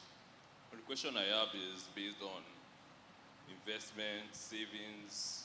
As a student, what should you focus on in terms of that? You understand my question? As a student, what should you focus on? Yeah. What investments should you make? Yes. Well, we can only speak in general terms here, right? Even financial advisors will tell you, okay, everybody's circumstance is unique, right? So, for instance, if I'm to advise you, I might need to understand some other things about you that I might not want to discuss here. But as a general rule, right, from people around you, you can have a sense of where, what aspects of the financial market is doing well. Let's use something as simple as shares, right? I talked about my son who is in final year. He asked me, said, Dad, are you aware that Dangote refinery is coming up? I say, yes. Do you understand? He already knows, meaning that they are, even in your school, right? There are certain things people discuss. But what he even did was to check with me, because he knows I'm in the industry. He says, so you can just find out, from people who know better. Do you understand? Again, I talked about networking. Maybe you can also get my number. But the point is that talk to people who know, and then, they will guide you properly. All right. Thank you so much, sir. Thank you. We are grateful. Give it up one more time for Mr. Chinenyeoka Uga as he goes back to his seat. Thank you so much. If you are clapping, you can do better. If you are clapping, you can do better. I believe that you have learned so many things. One of the things that stood out for me is where he said that this is all a matter of the mind. It first begins from the mind. That is, you can be so wealthy, you can have wealth in terms of cash, but you are poor in your mind. So everything begins from the mind. And I believe that you all are going to take one or two things home from this session today. All right, before he leaves, we want to specially honor him. We want to present an award to say that thank you so much for coming. Can we all say thank you, sir? Louder. So we want to present an award, and to anchor this session, I'm going to be bringing up Elder Joshua Okorie. Please, let's celebrate him as he comes up. Thank you, sir. Thank you. Good afternoon, everyone. Good afternoon. Thank you so much, Chinenye. And your story is very compelling. Please come up. What he didn't tell you was that I visited him at Mushi, where the mattress was on the floor. The fascinating thing about life is we see the showroom, nobody sees the workshop. Because it's at the workshop where you see the skeleton. It's at the workshop where you see whether the wood is hardwood or softwood. It's at the workshop you see the form, the shape. But showroom is already covered, the razzmatazz, everything is on it. If you have opportunity to get into the workshop, never you miss that opportunity, because that's where the real story is. Thank you. Thank you so much. Thank you. So on behalf of the young people of this church, your church, we want to say thank you for making our time to come share with us. Thank you so much. Thank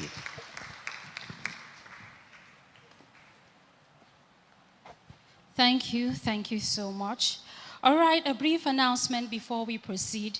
Please, we implore everyone to carefully keep their belongings. Please ensure that your things are with you. You are watching over your things. It is important. Also, we want to make an announcement that there is opening for people who want to nominate themselves as the best dressed.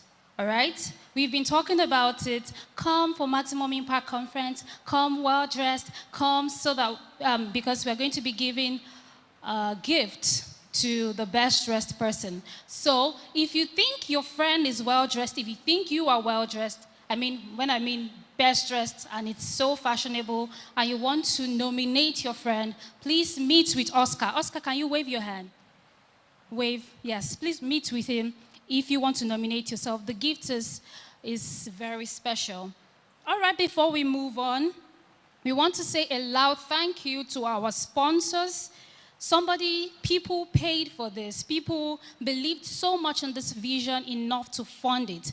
And we want to say a big thank you to them. Please, as I mentioned them, can you celebrate them? Can you celebrate them? We want to say a special thank you to Elder and Elder Mrs. Ekoma. Please celebrate them of Nepal. Celebrate them, celebrate. Thank you so much for your generosity. We want to say thank you to Elder and Elder Mrs. Sonny Unkuma. Please celebrate. Remember, it's a house of honor. Can you do better? Celebrate them, celebrate. Also, we want to celebrate our esteemed sponsors and partners, Elder Emmanuel Norum. Please celebrate. Mrs. Amaka John Okoro, Chief Mrs. Inena Ukoha, Mr. Kele Chiewa, Mr. Ogbona Obasi. Please celebrate. You can do better. Also, we want to celebrate none of this. You can see the t-shirt you're wearing, the banner at the back, every single thing that you see that has made this room beautiful, and even you looking so beautiful. This is as a result of the generosity of some people behind the scenes. We want to celebrate Brand Bill. Shout out to Brand Bill. Please, let's celebrate. Let's celebrate Effects Design.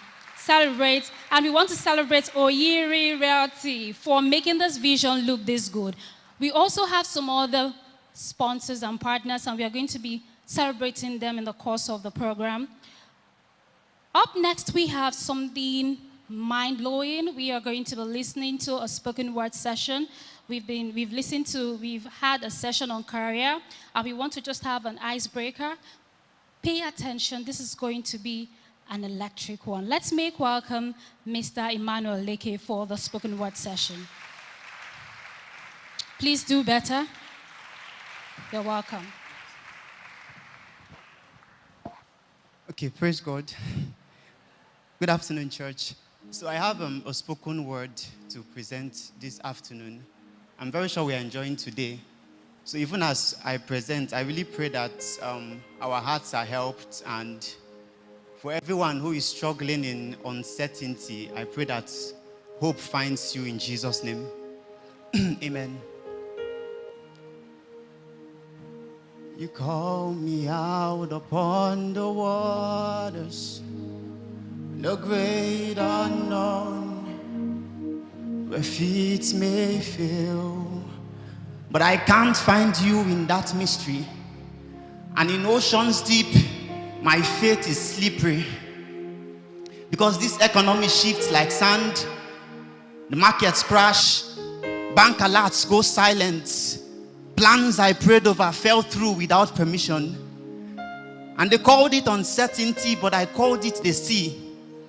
And I used to drown in it, choking on forecasts that lied, swallowing salt with every rejection email I received, treading water with a life plan for a life jacket, until I met my anchor.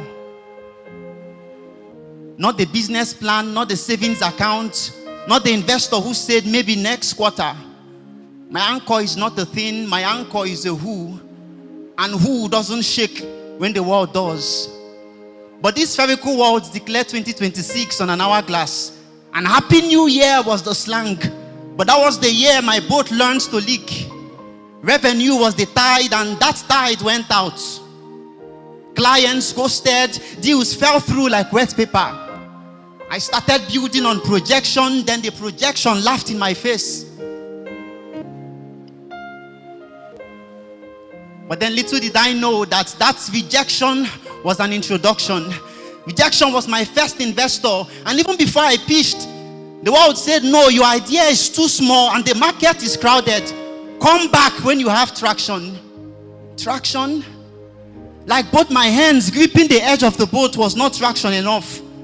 My inbox had become a graveyard of thank you for your interest, but, and I buried myself in it. I started introducing myself by my rejection.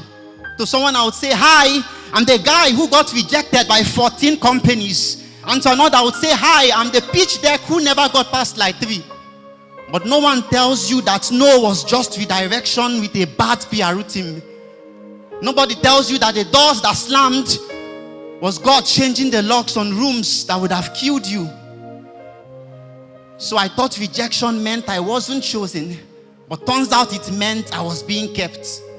And so I stopped building for years and started building because he said, I am already with you.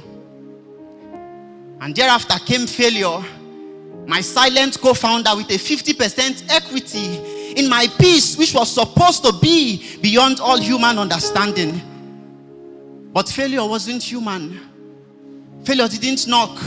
Failure kicked the door in with a product launch that flopped, with a team member that left, and with a strategy that looked good on Notion and died in reality.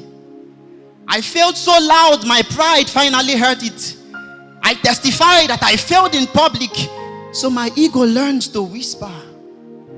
And my plight required urgency, but somehow I had opened the door for bankruptcy. The ghost that audits your dreams at 3 a.m. My bank app opened with a huge 0 naira in the balance section to grace my eyes. But the real overdraft was in my spirit. I had put more faith in my cash flow than in my creator. I started worshiping the projection rather than the provider. And then they told me you went broke. But I said no, I got broke open. Broke open like the alabaster jar that needed to shatter before the oil could pour out.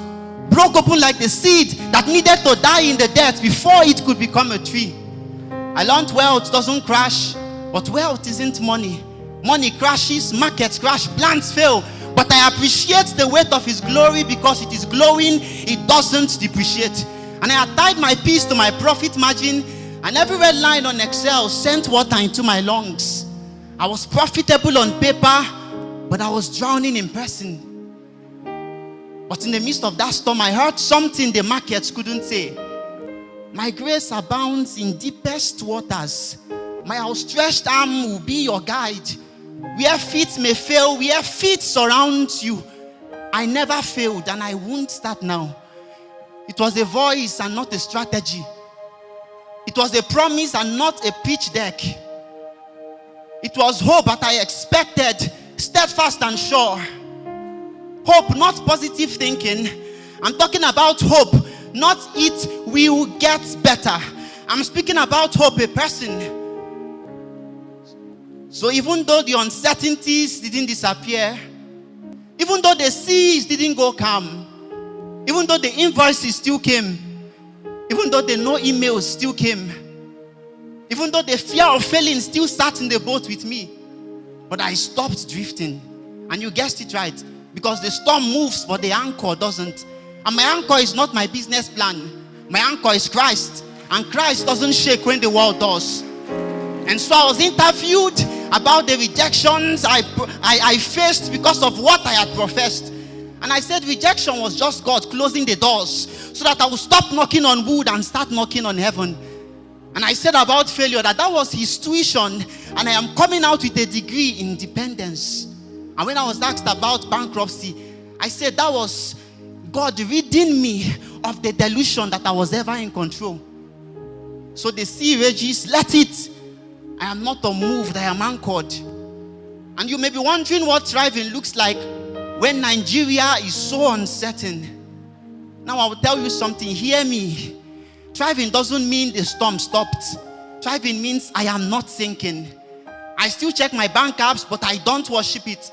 I still pitch to investors, but I am already approved by heaven. I still feel fear, but fear is in the boat and Jesus is steering. I learned you can't scale what you haven't surrendered. And building an empire without building your soul is just expensive poverty. Because what shall it profit a man if he gains the whole world and then loses his soul? And what can a man give in exchange for his life? And then they said to me, be your own boss. But no one told me that bosses don't sleep. My sleep so distorted that gray hairs were pleased to grace my head. Until I met the boss of bosses. And he said to me, come to me, you who labor and are heavy laden, and I will give you rest. So I'm still building, but this time with open hands. Because what God gives you, He can grow. But what I clutch, I will crush. So let the market crash. Let plans fail. Let another no hit my inbox. I am not my balance sheet. I am not my last launch. I am not my last rejection. I am the risk that God was willing to take. I am the boat He would never let drown. So founder, entrepreneur, and dreamer with tired eyes, if your sea is raging tonight, hear me. You were never meant to survive by swimming harder. You were meant to survive by being anchored deeper in His presence. Cast all your cares upon Him because He careth for you. So drop that weight of pretending that everything is okay when it is not. Drop that rope of hustle that has frayed in your hands and grab hold of the anchor that holds when everything else breaks. On certain times, yes, it will come, but we are certain of one. So let them ask you, let them ask me, what if you fail? Then we will answer. Then we'll fall into the arms of the one who does not fail. And now we are going to tender together because of the identity crisis we faced. We are going to now in solidarity, now tender an unapologetic resignation to the validation-seeking fraternity of our former identity. Now I want us together to now properly reintroduce ourselves. I want you to say after me, my name is not broke. My name is not rejected. My name is not failed. My name is anchored. Shout it, I am anchored. Thank you. Wow, that was powerful. I am not my balance sheet. Can you say it after me? I am not my balance sheet. I am the risk God is willing to take. Oh, Emmanuel Leke, that was an amazing, amazing presentation. Can we celebrate him? Can we celebrate him? Thank you so much. Inspiring, powerful. Thank you, thank you, thank you. Oh, beautiful. I told you, it's going to be electric. And he really did just that. All right, next to the next thing we have that we're about to do now, we're about to have a session with a woman that I consider a creative guru. She's someone you must have heard about before, and she's in our midst today. We are going to be hearing from her about her journey. There are a lot of people here that are touring that path. You know, I told you that we are going to be having people who have toured the path we are touring now, and she's going to be talking to us. I'm going to bring up stage the person who's going to read her profile before we hear from her. I promise it's going to be an amazing session, so you're welcome.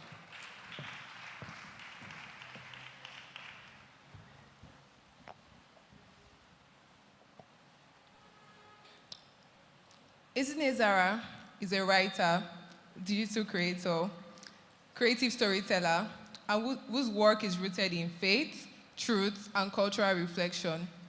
Through her work, she explores themes of identity, faith, and the human experience, creating content that resonates deeply with the global audience. She's also a speaker.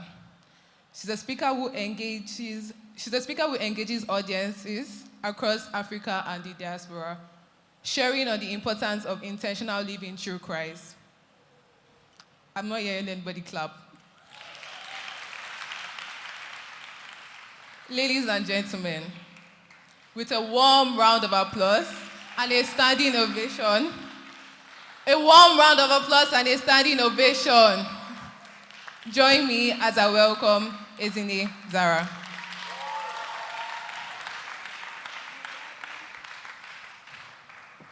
P, you can do better. You're welcome, you're welcome. You can have your seat. You're welcome, ma'am. All right. This is going to be conversational and quite different from what we have been having. So we're going to be asking some questions. The topic before us today is showing up and standing out. And this has to do with how do we stay consistent, how do we show up daily as creatives, and even as entrepreneurs, how do we show up? So the first question I have to ask you, I've read so many things and it's such a pleasure being here today with you on this stage.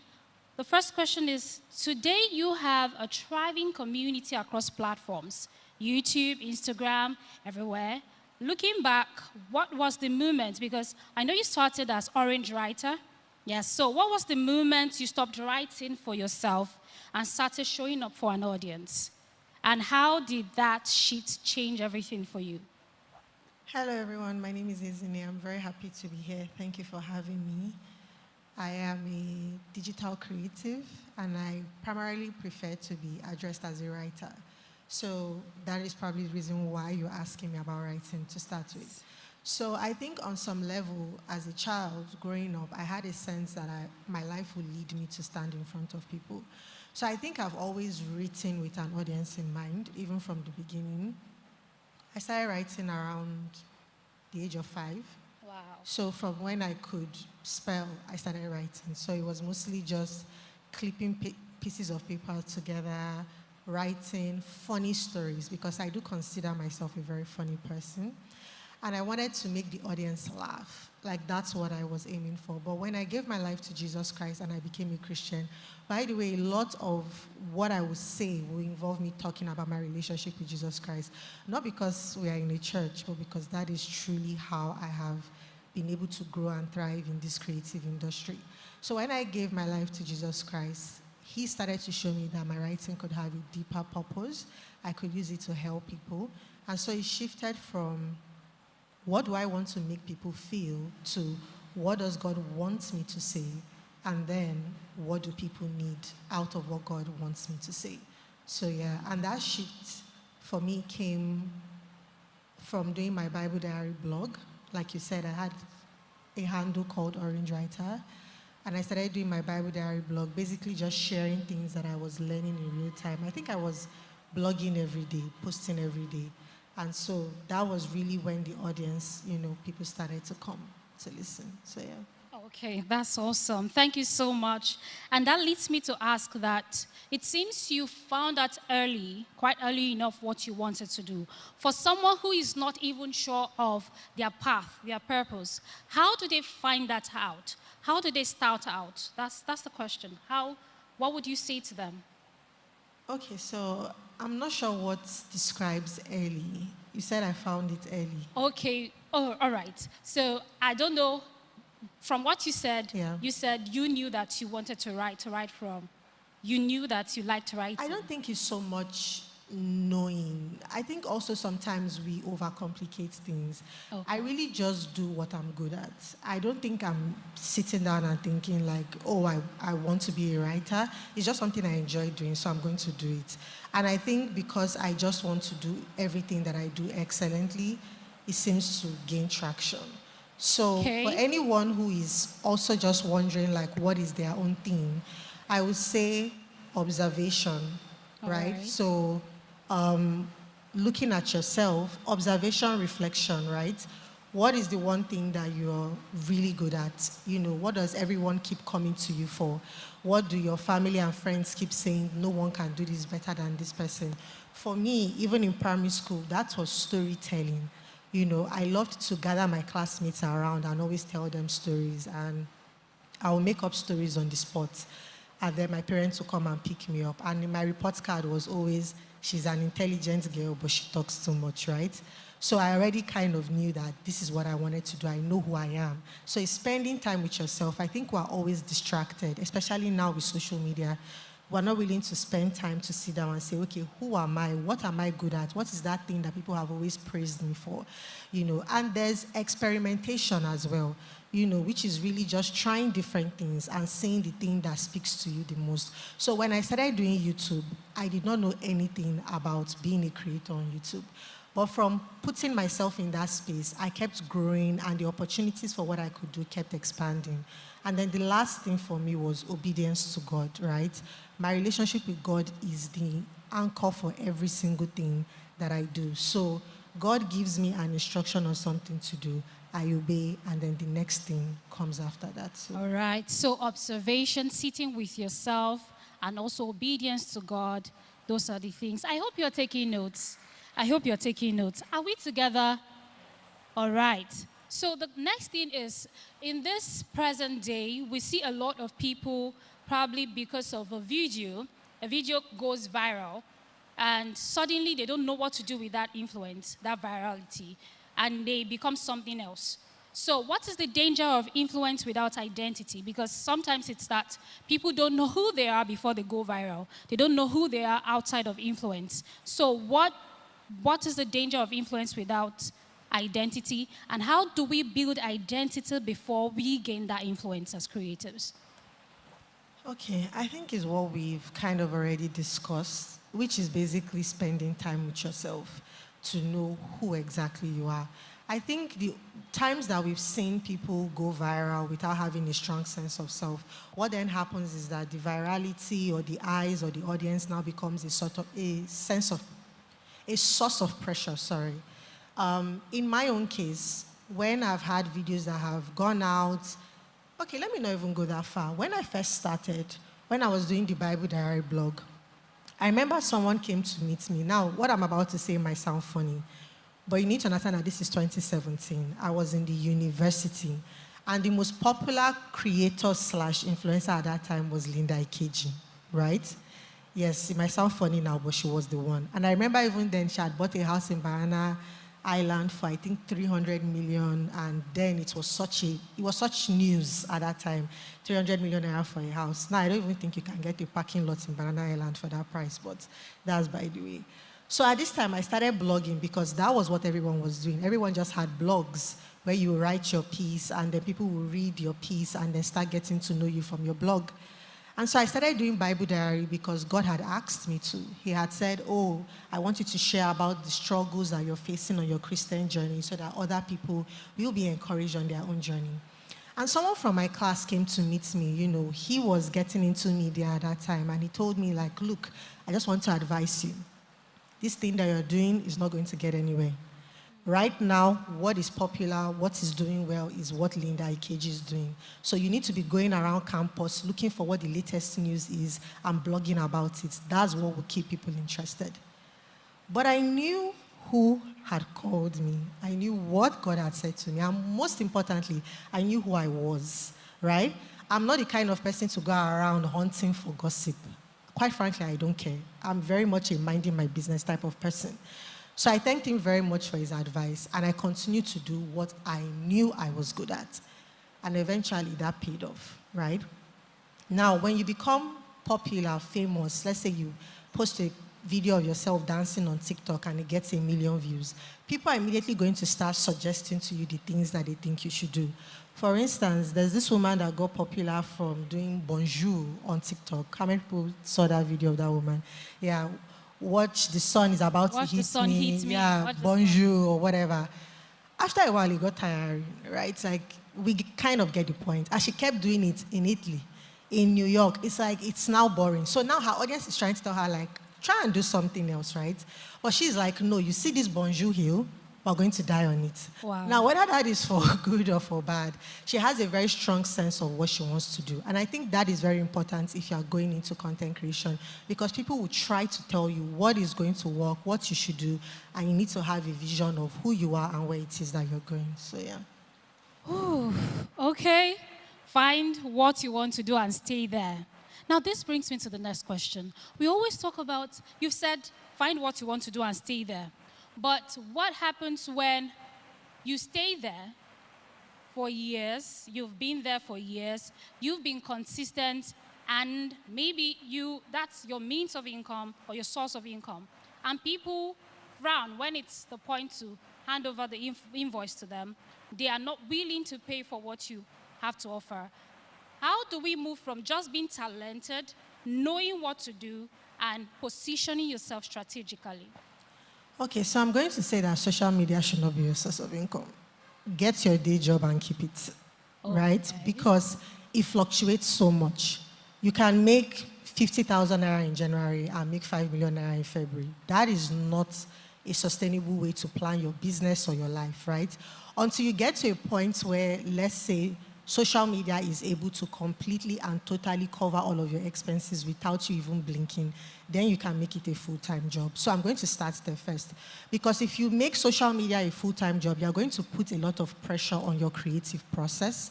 And you're also going to put a lot of pressure on the people that are coming to meet you. For instance, in Nigeria, we all know that a lot of brands that come to pitch to creators don't really have a budget, right? When I first started creating, I think my first content creation deal, I was paid 150,000 naira. And then I was paid 300,000 naira. So it's actually not a lot when you compare it to what people outside the country are earning. And that's because those companies and those brands have bigger budgets.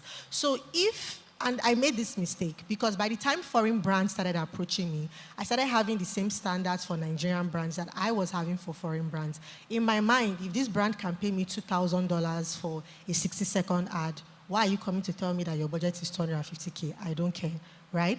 And that's because content creation was my source of income. It's where we are doing everything from paying all the bills, hiring staff, keeping costs running, but it's not practical for you to put that kind of pressure on creative work. And so you might now find yourself making videos or content that are not true to who you are because you're just trying to break even, and then burnout can happen. So it's good for you to have something else that you're doing. That's what has saved me creatively. I haven't done any brand deals this year, and I haven't even noticed because that is not where my bread and butter is coming from. So I would just really encourage, before we even start talking about making brands, just make sure you have something else.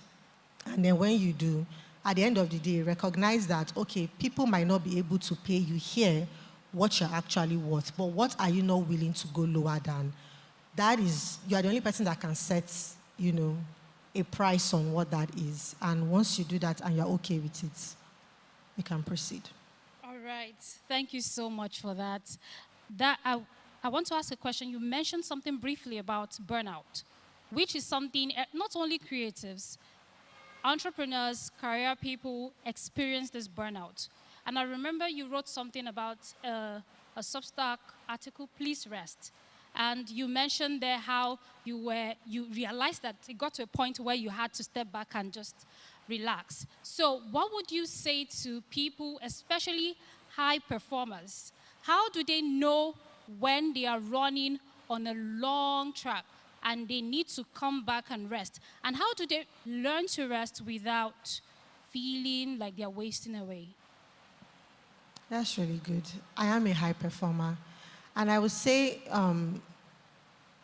once you find that you are not able to separate your identity from your outputs, there is a problem. So if I only feel useful, good enough, loved, if I'm hitting certain metrics, then something is wrong. Because I love the way Apostle Selman says it, right? He says if you are so against rest, and then something happens to you one day and they hang your leg for, 10 months in a hospital, you will say, please, I have this content that I have to put out urgently. Like, you have to stay there. Like, you can't do anything at that point in time. So it's like, why does it have to get to that point? So for me, I started taking certain things seriously by first telling myself, I'm not wiser than God, right? God, who said, remember the Sabbath day and keep it holy, knew exactly what he was saying. And so for me, Saturdays and Sundays are sacred days of rest. Apart from once in a while events like this that I might come to, I do not work on Saturdays and I do not work on Sundays. That is when I make sure that I'm trying my best to rest. And then Mondays to Fridays, I'm giving my work everything that I have. So that way, you don't now have to take long breaks to recuperate and rest. Rest is actually part of the way you live your life. So rest is not something you do after you've done everything else. Rest is something you do so you can do everything else. And that's something I've had to be very, very intentional about, So that's it, separating my sense of self from the work that I do.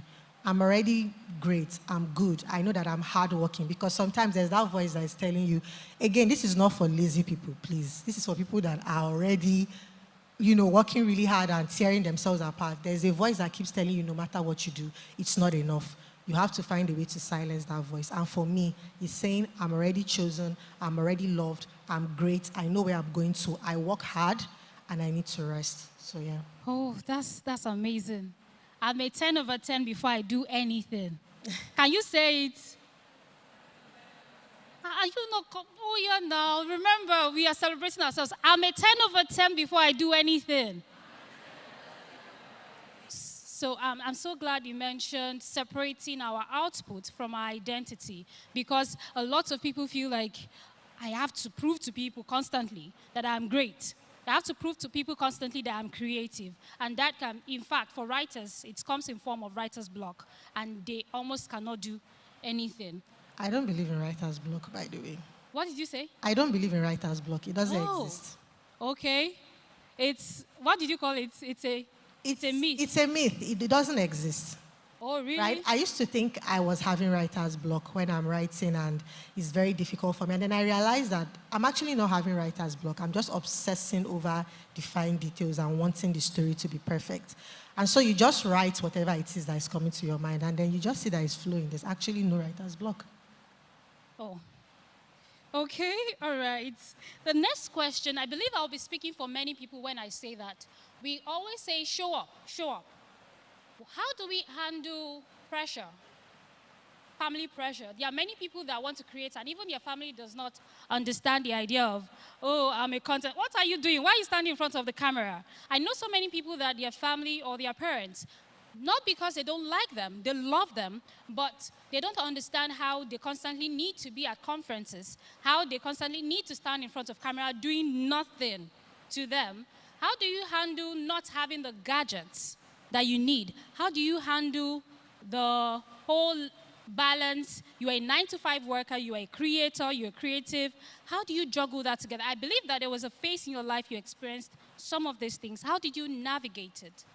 Yeah, I was going to say, I think you're describing me, because my parents were very against me doing all of that. In fact, my mom used to have this running joke of, oh, your friends have left school and they have a job. You say that you are praying, that's what you want to do with your life. That was a thing. Now, maybe it's not praying for you, because at that time I was stewarding a small community.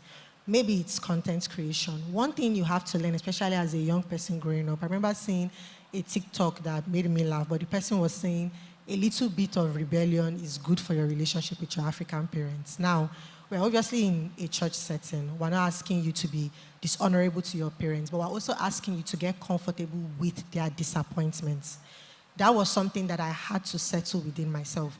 That, okay, my parents are not going to be happy with me today, but I bet they're going to be happy with me tomorrow. And there was somewhere I had that guarantee from. Now, this is the reason why when we first started talking, I said I'm going to talk a lot about my relationship with God. Because all these things I'm saying are useless if I don't talk about my relationship with God. I wasn't doing this from a place of self-belief. I wasn't doing this because I was like, oh, I'm so sure that I will make it tomorrow. Because the truth is, you don't know if you will make it tomorrow. You don't know if what you are doing is going to actually become a success. So my two-factor authentication for me is God said. Once God has told me that this is where we are going and what it is that we are going to do, then I know it's going to be a success. So that's where my confidence is coming from. And I just became comfortable with cutting that umbilical cord. There are a lot of decisions I've made that my parents were not thrilled about, were not happy about. But today, they are grateful that I made all of those decisions. And even under that video I saw on TikTok, I saw someone saying that, oh, she wanted to move to Lagos for work. And her mom told her not to go because she was like, oh, Lagos is scary, stay close to home, don't do this, don't do that. And years later, she hasn't amounted to anything in her life. And that same mother is the one telling her, you did not fight for it. You should have insisted that you wanted to go to Lagos. You should have been serious about it. So at the end of the day, you have to look at yourself and decide what are you willing to suffer? One thing I always say is that life is hard. No matter what you choose, life is hard. You might as well be choosing the hard that is moving your life forward than choosing the hard that keeps you stagnant and you are there for 10 years, 15 years. So your parents may not really understand what it is that you are doing. You pray to God to grant them grace. And then you go ahead with the things that you know that God has called you to do. Apostle Selman himself has said so many times that his parents didn't really understand what it is that he was doing. But today, they are so happy to be called mommy, daddy, apostle. So I just feel like no matter what it is, whether it's ministry, career, whatever it is, not just your parents, even your friends might not understand why you're not available all of the time, why you can't hang out, whatever it is. One day, they will understand. All right. In short, let me say what you said in my words. If you are experiencing something like that and people around you are not giving you the approval you need, be stubborn. Because later in life, they will tell you, why did you not fight for it? Thank you so much for... Sorry, I just remember there was a second part to the question. You were saying some people might not have like the gear that they need. Yes, the gadgets. Okay, so when I started, I was using an Infinix phone. No shade to Infinix. I'm sure they have beautiful brands now. But for content creation, that wasn't exactly, like everybody was using an iPhone. Keep in mind I'm in my final year in uni at this point. So I'm starting my content creation journey. This is the phone that I have. It overheats every single time I try to do anything more than make a phone call with it. So what did I do? I started finding people who had what I was looking for and seeing if I could collaborate with them to use it. That is the reason why you have to make sure that you're a person of character. So it's not that, okay, somebody lends you their gadget and then it spoils and then they're like, oh, my gadget spoiled, and you're like, is it because I even asked you for it? Like, no. You have to make sure that you use it and you return it in good condition. So I think sometimes we don't call in enough favors. We have friends, we have people in our classrooms everywhere that can help us, but we're not maximizing or leveraging those opportunities to bridge the gap between where we are and where we want to go to. And I also want to quote something that Napoleon Hill said, right? The time will never be just right. Start with where you are. Work with whatever tools you have, and the necessary tools will be given to you as you go along. That is a fact. So one thing I've seen is that even when you're putting in the effort, someone might see you and just say, hey, I want to support you. That happened to me. Someone from the US sent me camera, gear, all the things that I needed. I did not buy my first equipment. It was because I was putting in so much effort and people could literally see it and they were like, you know what, I'm going to support you. There will always be those kinds of people. Okay, thank you so much. I have 2 questions to go, or maybe 1. The question for someone here that is looking to rebrand. Let's say, from what you've been saying, the person has realized that, oh, I've been doing things wrong all along, and I want to rebrand. If you were to go back to the beginning, what are the things you would do better? What were the things you do, and what are the things you would have done that you would encourage someone looking to rebrand and position themselves better for visibility online? I guess the first question I will have is, why do you want visibility? Because I think sometimes we conflict content creation with a crowd. And I have seen, for instance, there's this particular video I saw on YouTube that I watched and I absolutely loved. The title of the video was, How YouTube is Changing My Life with Less Than 500 Subscribers. And I loved that video because the girl was talking about just everything that she has gained from doing content creation, which is why I said, keep your day job and stop thinking about content creation as a money source. Think of it instead as what it is doing for you and who it is making you become, right? So now, in that particular instance, why do you want visibility? What do you want to do with it? Are you sure that you cannot do the things that you are hoping to do with 500 people, 1,000 people? Why do you need 20,000 people? Are you sure that is an audience that you can steward? What can you give them? It's a lot to have that number of people looking to you for inspiration, humor, laughter, advice, whatever it is. It's actually a lot. So that is what I would first of all narrow down on. And then in terms of branding, I would say it's really just sharing who you are with people. I feel like my audience kind of know that there's no space for stupid comments. That is my branding. Like, those words have even been filtered on my YouTube, filtered on my Instagram. You can't come and be insane in my comment section. That is part of my branding, you know? There are some people that thrive off of having chaotic communities. That is not my, you know. So at the end of the day, your branding is still, who are you? And trusting that whoever you are, your own people, they will find you. You don't have to be everyone. You just need to be yourself. So, yeah. All right, thank you so much. The last thing is the aspect of standing out, and this is just going to be so brief. You post every Friday, yes, on YouTube, yes. So you've been showing up consistently. How do you beat that feeling not to show up? Because there are days you just, consistency, there are days you are high and there are days you are low. What is your actual recovery or snapback remedy for that? Or what do you do when you just feel like, I don't feel the energy to show up? Okay, so there's something called batch creating, all right? Sometimes I film 3 videos a day, I film 2 videos a day. Sometimes I film every day for a week, And you have to get to a point, if you are going to be a consistent content creator, by the way, because there are some people that are not content creators, but they have influence, actors, actresses, musicians, they're not necessarily content creators. But if you are creating content, you have to understand what that means. You are creating content, which means it doesn't exist. Your life may not be interesting. You are creating something for people to consume. You have to plan it. This goes beyond feelings. There has to be a system and a discipline to it. You need to have structure. So that is something that I think I've gotten really good at. At the start of the year, I filmed all the videos that will go up on my channel up until June, like January. So whatever you guys are watching in May was filmed like months ago. And that now allows me the space to pursue other things that I want to do. I'm hardly ever filming in real time, hardly ever. So whatever content is coming out in August was probably filmed in May. So just things like that allows you to be able to have a life. Discipline is key. So if I'm going out, I'm planning content around that visit. I'm looking at everything. So I have an actual content calendar where I have sat down for hours and I have written down every single content that I'm going to create. So that's how I do it. Discipline. It's not vibes. Okay, thank you so much. I believe my take home from this would be identity. Understand who you are before creating. Number 2 is consistency and discipline. Number 3 is God. God. The God factor is more like your anchor in all of this. And then the 4th thing that I would say that you mentioned is that you should understand yourself and, the place of rest. Yes, the place of rest, separating your self-worth from your outputs. And it spoke to me a lot, and I believe that it spoke to a lot of people here, not only creatives, but also entrepreneurs, career people, and even students. I believe that you've taken one thing or the other from this session. Thank you so much. We would have taken questions, but we don't have time. Thank you so much for coming. Thank you for honoring this call. Please, can we celebrate her as she goes? Thank you, thank you, thank you. All right.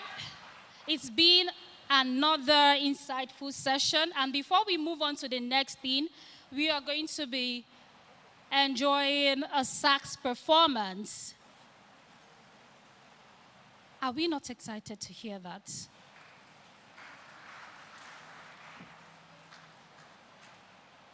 All right, yes. Sorry, forgive me. We want to honor our guests in person of Mrs. Ezinne Zara. We want to present the award to her. And to do this is our CPC, Miss Amarachi. Please celebrate her as she comes up. Good afternoon, ladies and gentlemen. Good afternoon, ladies and gentlemen. You don't seem so excited to be here. Good afternoon, ladies and gentlemen. Okay, so we like to honor Mrs. Ezinne Zara, and to do this, I would like to invite our own dear minister in charge to present her award. Thank you, sir.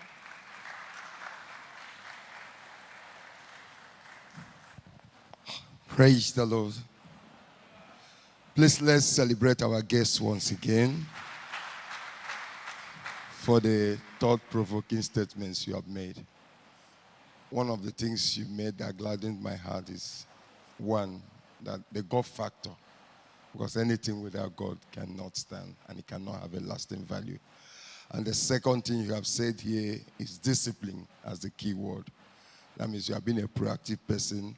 Something you're going to come up in, something that is going to come up in August is already prepared in May. And preparation is the key, and discipline. God bless you. Thank you. And the essence of this program is for them to know that people that are making it are just the same human being like them, and they too can make it. Thank you for coming. And on behalf of the youth of the Lagos Presbyterian Church, thank you for participating and also finding out time to come and share with us in this Maximum Impact 8.0. And we pray that the Lord will continue to bless and strengthen you. And as you go back, the Lord will grant you journey mercy. On behalf of the youth, I present this fine award unto you. The Lord bless you. In Jesus' name, amen. Thank you, Ezinne.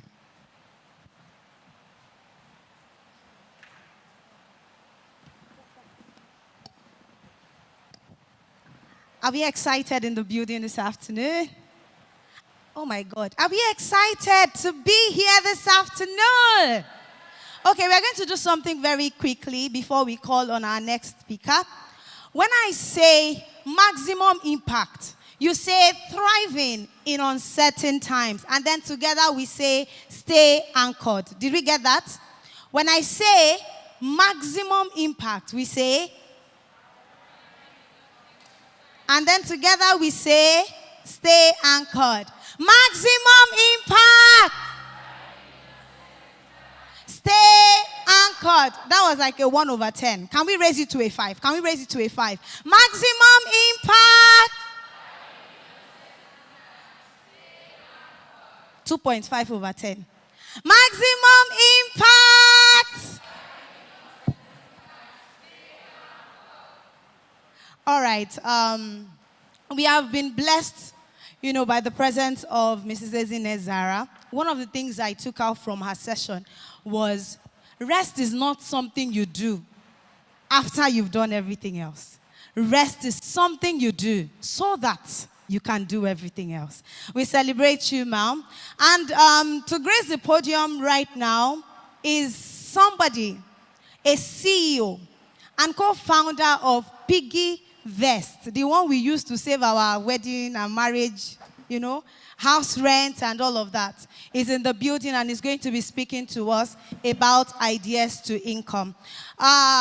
When you hear Ogbeni Focus, this is the person I'm talking about. Or when you hear Oremi, just know that there is one prayer or one advice that is coming after.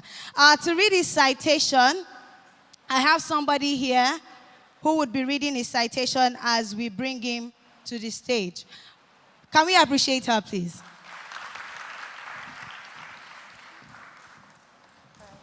Hello, everyone. Up next, we have an incredible guest joining us on stage, and I'm really excited to introduce him. But before he comes up, it is my honor to read his profile. Ayo Akintola. Ayo Akintola, popularly known as Ogbeni Focus, is a tech entrepreneur, author, and sales strategist. He is a co-founder of Piggy Vest and the CEO of Pocket App, two fintech products with a vision to help Nigerians better manage their finances. Ayo has a degree in computer science from Covenant University and is the author of Credit Alert, a practical guide on how to sell to Nigerians and thrive in one of the world's most dynamic markets. And with that being said, ladies and gentlemen, join me with a massive warm welcome to invite Mr. Ayo Akintola to the podium.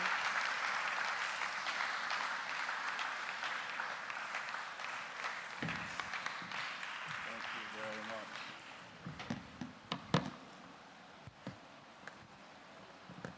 You guys are amazing. Thank you so much for that. This is church, right? This is church. I know I'm asking. The reason why I'm asking is because, I've had an event this morning already, and that definitely was not church. So it's good to be. Is this the one? This is fine. Okay. It's good to be in the presence of God. Well, are we all Christians here? Are we all? Are we sure? Okay. Because I like to worship. Is that okay? Is that okay? Will you sing with me? You deserve the glory and the honor. Thank you. Help me.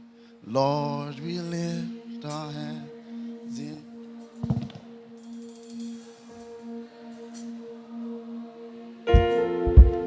You deserve the glory and the honor. Lord, we lift our hands in worship as we praise you. Oh, please sing it out with me. 'Cause you are great.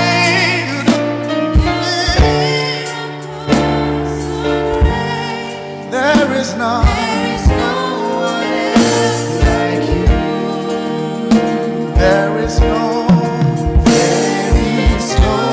one else. You are great. You are great. Sing it out. You do miracles so great. There is none. There is no one else like you. Oh, there is no one more time. You are great. You are great. You do miracles so great. There is no one else like you. There is no one else like you. Somebody give the Lord a big shout. Sorry, I like ginger. I like ginger. Are we okay with that? All right, all right. Let's take our seats. A round of applause. A round of applause for yourselves. Thank you guys so much. Okay. Anytime I come into, I was just talking to Eddie Young outside, and I was telling her, anytime I come into events like this, one thing that I always hope for is that I hope the people that I'm talking to don't think that I know everything. Okay? Because I think that's one misconception that people have about entrepreneurs. People think that one day you suddenly become successful and bam.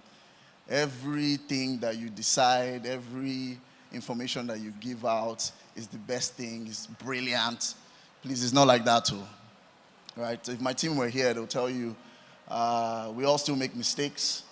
Even just this morning, I still texted Josh that on that thing we talked about yesterday, scratch am, you know, go walk. So, today I don't want this to feel like any lecture, okay? And that's why I'm going to do something a little different than, what I normally do. I'm not going to stand here and pretend that I have any secret formula. At every different level in life, we are learning, right? So, I don't know if anyone has read Credit Alert. Is anyone in this room here that has read my first book called Credit Alert? Oh, okay. Thank you. Thank you very much, sir. For the rest of you, it's all right. But Credit Alert is a book that helps you, that teaches you how to sell to Nigerians. So if you have any business and you want to understand how Nigerians think, what makes Nigerians buy, what makes them bring out their money and give that money to you out of every other business that is there, Credit Alert teaches you that. Okay? So, in the spirit of church that we're in, I think I brought some books, right? So I'm going to give out 5 books for free, randomly. Please, do we have them there?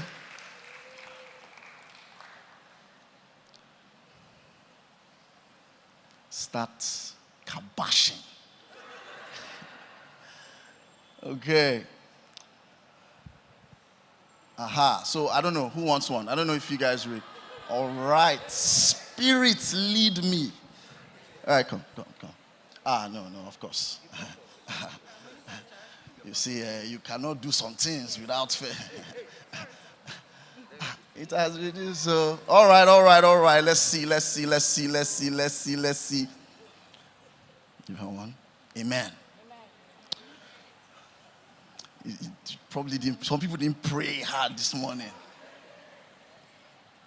Give him one over there.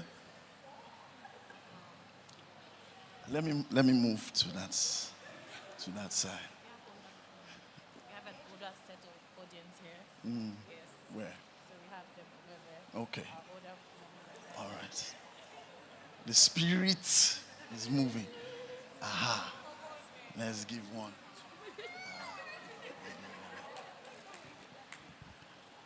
As the spirit moves to this side. Hey, Badura now. Oh. Okay, so yes. Give two more because we have to. You know what? See, this is what you call delegation. I impact you to go and deliver the rest. So, we must finish this now before we start. Yeah, finish those two.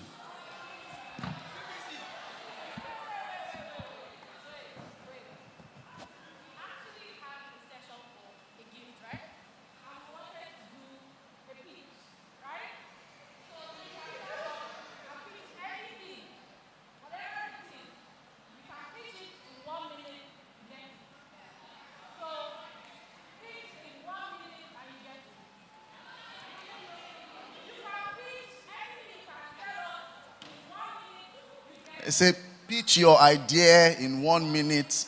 There's a session for that, Abi.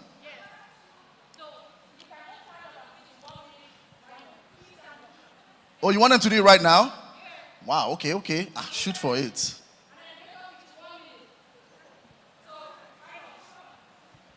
Please, a round of applause for her, please. It's not easy. On the spot. Yeah, sure. You can use. Okay. Please tell us your name and what the Lord has done for you.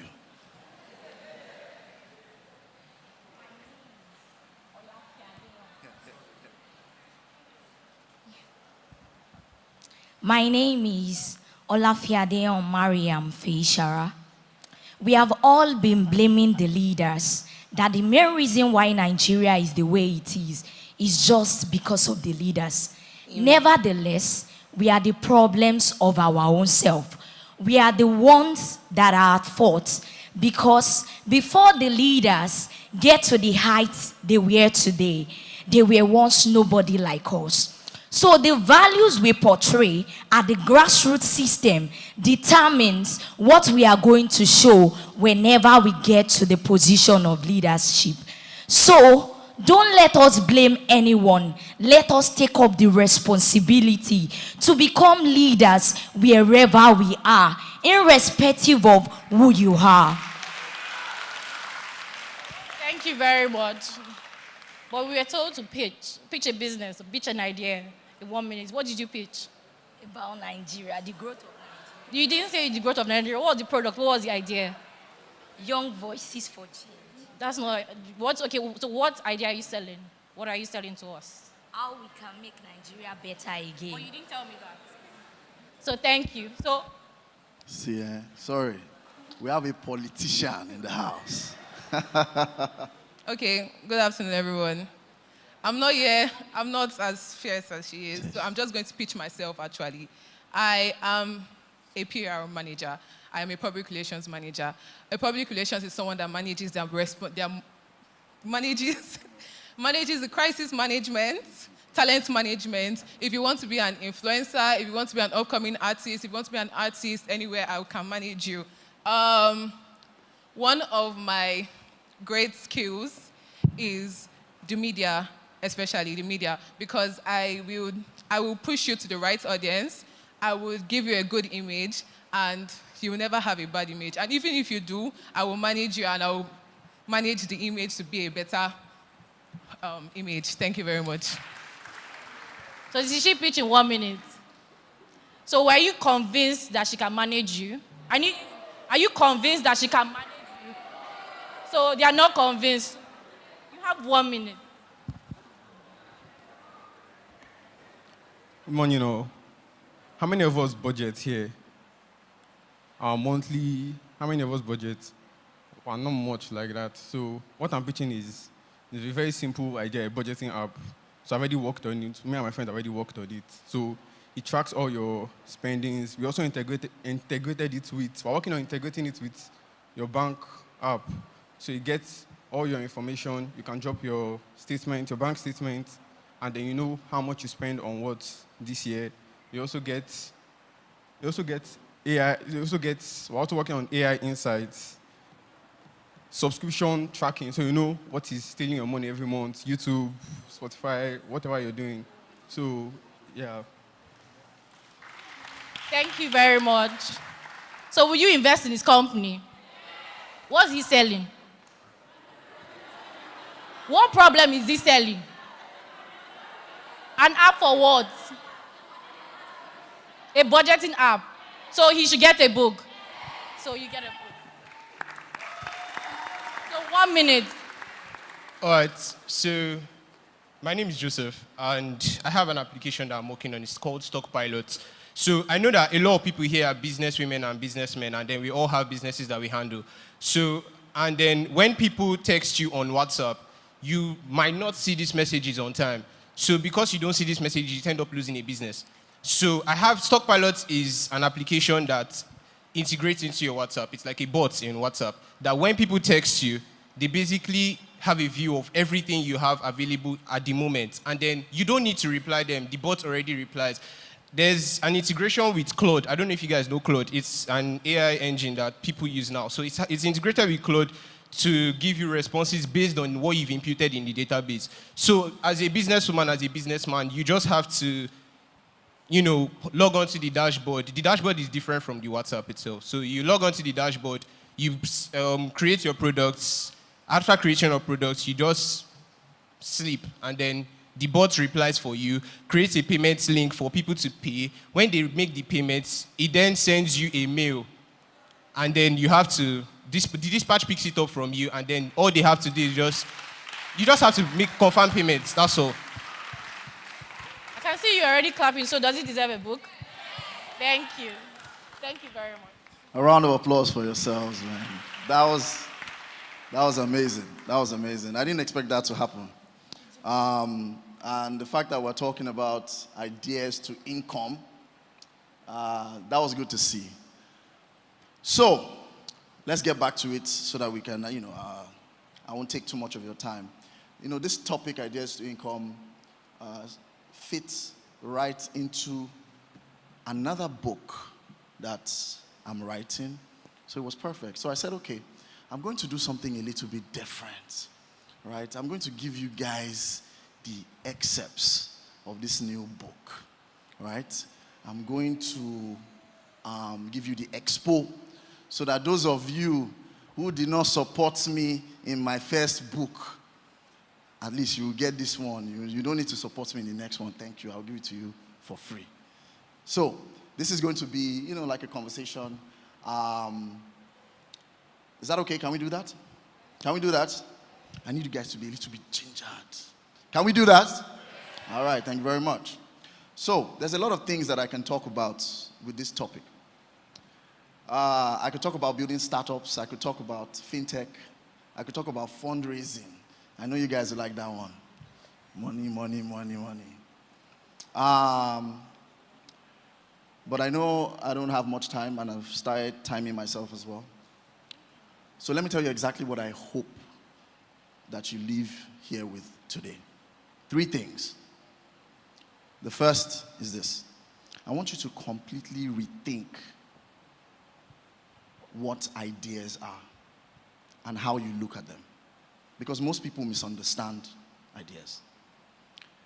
Secondly, I want to show you why some people can turn ordinary ideas into businesses, and while other people spend a lot of time, years, talking about one brilliant idea that does not leave their notebook. Okay? And finally, more than anything else, I want every single person in this room to leave believing that they have permission to start. Someone say permission to start. Because I honestly think that that is the biggest thing that is missing in our generation. It's not intelligence. It's not creativity. It's permission. Now, everybody, please, if you can, if your hands are not too busy, I want you to rub your hands together. It's been raining. Just rub your hands together. Yeah, keep going. All right. Now, the question is, how many of us here have been thinking about any business idea? Raise your hot hand. If you have a business idea that has been in your mind, raise your hand. Okay. Now, of all of, you don't know if you are going to get money and win money on this show. Some people are not raising their hand, they are shy. Okay. All right. So you see that your hand up. How many people have been thinking of that idea for the past 3 months? It has been there. 6 months. 1 year. You've just been thinking about one thing. All right. Now, you can put your hands down. Thank you. The reason why I wanted to point that out is that some of us have been protecting an idea so well for so long that even the market has not seen it. And that's the place gone that I want us to start from today. Because I don't think this generation has an idea problem. I think this generation has a starting problem. We're surrounded by ideas. Lagos alone can give you 5 ideas before you wake up and get to your office. By the time you are going in Lagos traffic, you see like 2. Yes, if you want to rent house, if you are looking, you want to rent house and you're following all those agents, you start thinking of like 3. How I wish. If you want to even go and see government and you go into government house, before you enter that place, come out, you have a whole pitch deck that you've written because of some things that you feel you can change. So ideas are everywhere. And I think ideas are the cheapest part of entrepreneurship. I know it's not what people like to hear. People like hearing, protect your idea, don't tell anybody. Somebody will steal it. My brother, most people don't need anybody to steal anything. They don't need anybody to steal any idea. They abandon the idea by themselves. Because somewhere in between the excitement of having that idea and the reality of building it, something happens. Life happens. Fear happens. Comparison happens. Overthinking happens. And before you know it, 1 year has gone and another year until you meet somebody sometime down the line that has built something similar. You now say, that's that thing that I wanted to build, oh. My sister, that's not what you wanted to build. But that's what you might have been thinking of building, though. But there's a big difference. Everybody likes saying, I have an idea. Nobody's saying, I'm building something. I'm working on something. Because when you say, I have an idea, it doesn't carry any risk. There's no risk to it. Ideas are exciting because they don't argue with you. Have you ever had an idea and the idea is arguing with you? No. You see, but the moment you leave imagination and you enter execution, and you start to build, customers start to talk, the market starts to talk, money starts to talk, then it's no longer safe. It's no longer safe. And that's why many people never leave this idea phase. Because our ideas are comfortable. Reality is not.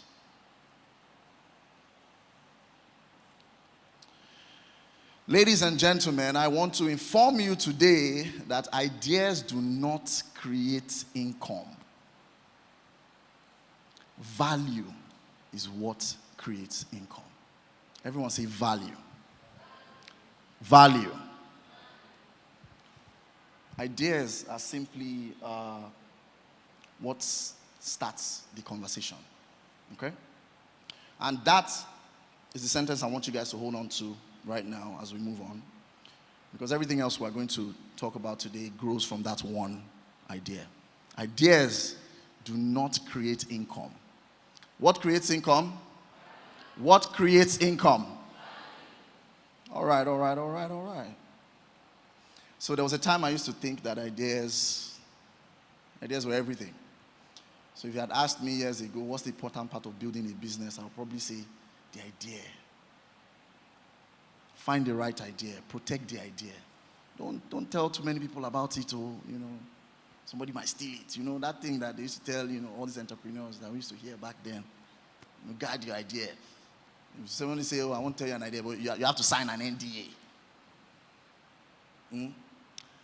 But you know what happened to me? I started meeting people with incredible ideas. Some of the best ideas I've ever had are not from founders. They are from everyday, normal people that maybe I'm on a flight, they sit beside me by the flight, or people I meet at conferences. Random conversations with friends. And every single time, I'll leave thinking, that idea mad gone. And then if I meet the person again, a couple of weeks later or a couple of months later, how far? Nothing. It's still idea. Same idea. 1 year later, how far? Nothing. Still the same idea. I'm working on version 1. And that's when I realized something. Nigeria is not lacking in ideas. Nigeria is full of abandoned ideas. So ideas don't impress me anymore, unfortunately. You know what impresses me? Execution. Actually, scratch that. Consistency is what impresses me. Consistency impresses me even more than execution. Because execution can happen once. Do you agree with me? You can execute one time. Consistency is choosing to wake up tomorrow and continue even when yesterday was messed up. That's consistency. I remember one conversation I had with the founder.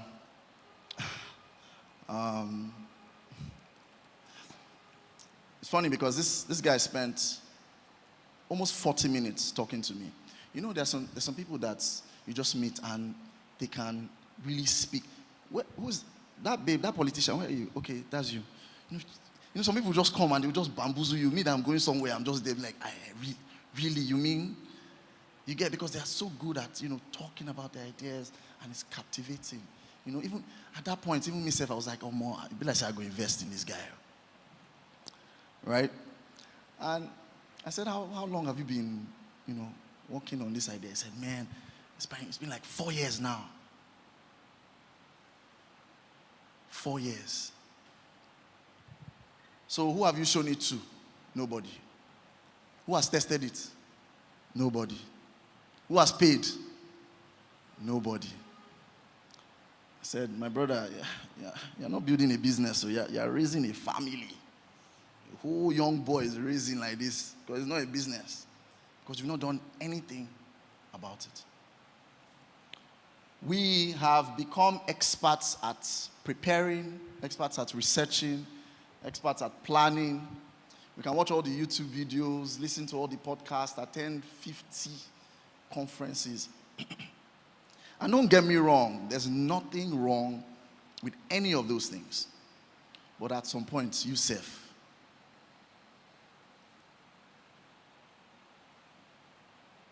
Can I tell you guys something? Something I wish somebody told me much earlier. Your idea is not nearly as important as you think. And I know that might sound a little offensive, right? Especially if you've been carrying this idea for a very long time. But imagine two people. Somebody has an idea, right? A very, very great idea, but they don't work on it. And someone else has, the idea is just there, but then they are starting this weekend. In the next 1 year, who do you think will have gone further? The second person. Every single time. Because my people, reality has something that imagination does not have. And that is feedback. Reality gives you feedback. Reality talks back to you. Ideas don't argue with you. Ideas don't talk back. And one of those things that I've learned from building products is that customers are incredibly intelligent. sometimes more intelligent than founders. Because customers don't know and don't care how hard you've worked. They don't care that you've been awake since 2 a.m. They don't care that your laptop is on fire while you're coding. They don't care. They only care about one question. Does this thing make my life better? That's it. And honestly, they should, wouldn't you?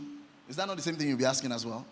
Does it make my life better? This thing that you're selling to me or this thing you're doing, how does it affect me? I don't care that it took you 7 hours to do. Right? That's the transaction. They are not paying for it. Nobody's paying for your sacrifice. No customer is paying for your sacrifice. Who signed your sacrifice? Customers are paying for value. Okay. And I think that's one of the reasons why Piggyvest worked. Not because we woke up one day and we said, oh, let's create the biggest, fintech in Africa. No, nobody talks like that. We simply noticed something. That people genuinely wanted to save. The intention was there. But the discipline wasn't. And those are two different problems. Nobody needed any extra financial advice. They needed help keeping promises to themselves. And that observation changed everything. Are you guys with me? When we were building Piggyvest, or how some people think that Piggyvest came like one idea from the moon. It didn't. In fact, what had happened was, we were the last company we were. I don't think anybody. There's a lot of people here that I don't think are old enough to remember what Push CV is. Push CV. Anybody know what Push CV is? I don't do things for this life. Anyways, Push CV was the company that we were running at the time, and we were about to shut down. We were about to tell everybody, we can't pay the salary for next month. And we noticed that there's nothing in the code, there's no saving, there's no anything. And randomly, something trended on Twitter, X, sorry, I'm 30 plus, no vex. Something trended on X. And it was a girl who had broken her. She used to save in this wooden box, right? Kolo. You know what a kolo is? Right? So she used to put money every day. She put 1,000 naira every day for 1 year. So at the end of the year, she now broke it. The internet went wild. So we saw it now, and we're like, maybe we'll just build something that does not need to break again, and then I'll buy something else. I'm telling you, that's how it happened, though. And 2 weeks later, we had the first version. We now went to go and meet that person that tweeted it and said, see you, just in case you want to use our own. It's to save for the next year.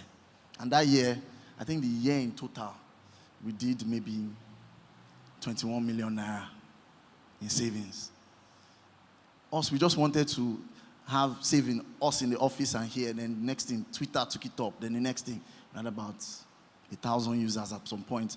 To us was like, wow, what's happening? And today, by the grace of God, how many people here use Piggyvest? Are you people haters? What's going on in this place? I agree with you, sir. You are blessed, sir. What's going? I'll cut my time short in this place. You guys. Anyway, even if you don't want to use it, 8 million other Nigerians are using Piggyvest to save. Stop clapping, I'm shy. So looking back, guys, that probably is the biggest lesson that Piggyvest taught me. Businesses don't begin with products. They begin by paying attention. Pay attention. Notice. Observe. You notice something that people are complaining about. You notice a behavior. You notice a frustration. You notice something everybody has accepted as normal. And then you observe. And then you ask yourself one simple question. Why does it have to be this way? You guys are getting all the interesting parts of this, my book. In fact, you guys must, you say you buy it when it comes out. You buy my new book. Promise. Pastor sir, just in case, I know we know how to catch the liars. In case they come to church and they say, you guys are getting all the good stuff, all the good stuff. Okay, so I don't go looking for ideas. I just pay attention. There's a difference. Ideas are usually hiding inside ordinary life, inside conversations, inside complaints, inside inconveniences, inside traffic, inside your mom complaining about something, inside your friend saying, I wish somebody would. Anytime I hear somebody say, I wish somebody would, I'll just be like, what's this person about to say? Because that might be an idea. And that somebody could be you. If you listen, if you notice, if you observe. Can I give you guys a small assignment? For the next 7 days, I don't want anybody to think of any idea. Just scrap the idea of thinking about ideas, right?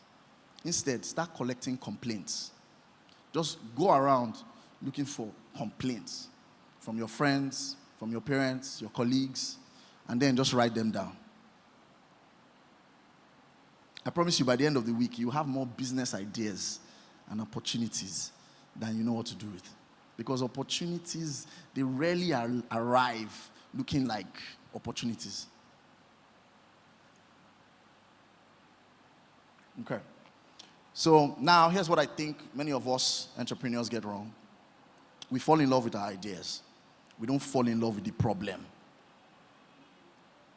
And those are two very different things too. Customers don't wake up looking for your idea. I've never heard anybody wake up and pray, Lord, send me a startup founder today. Nobody does that, guys. But people wake up thinking, how can I save time today? How do I make more money? How do I get more customers? How do I go from point A to point B? People pay to remove pain. People pay for convenience. People pay for confidence. People pay for peace of mind. They pay for outcomes.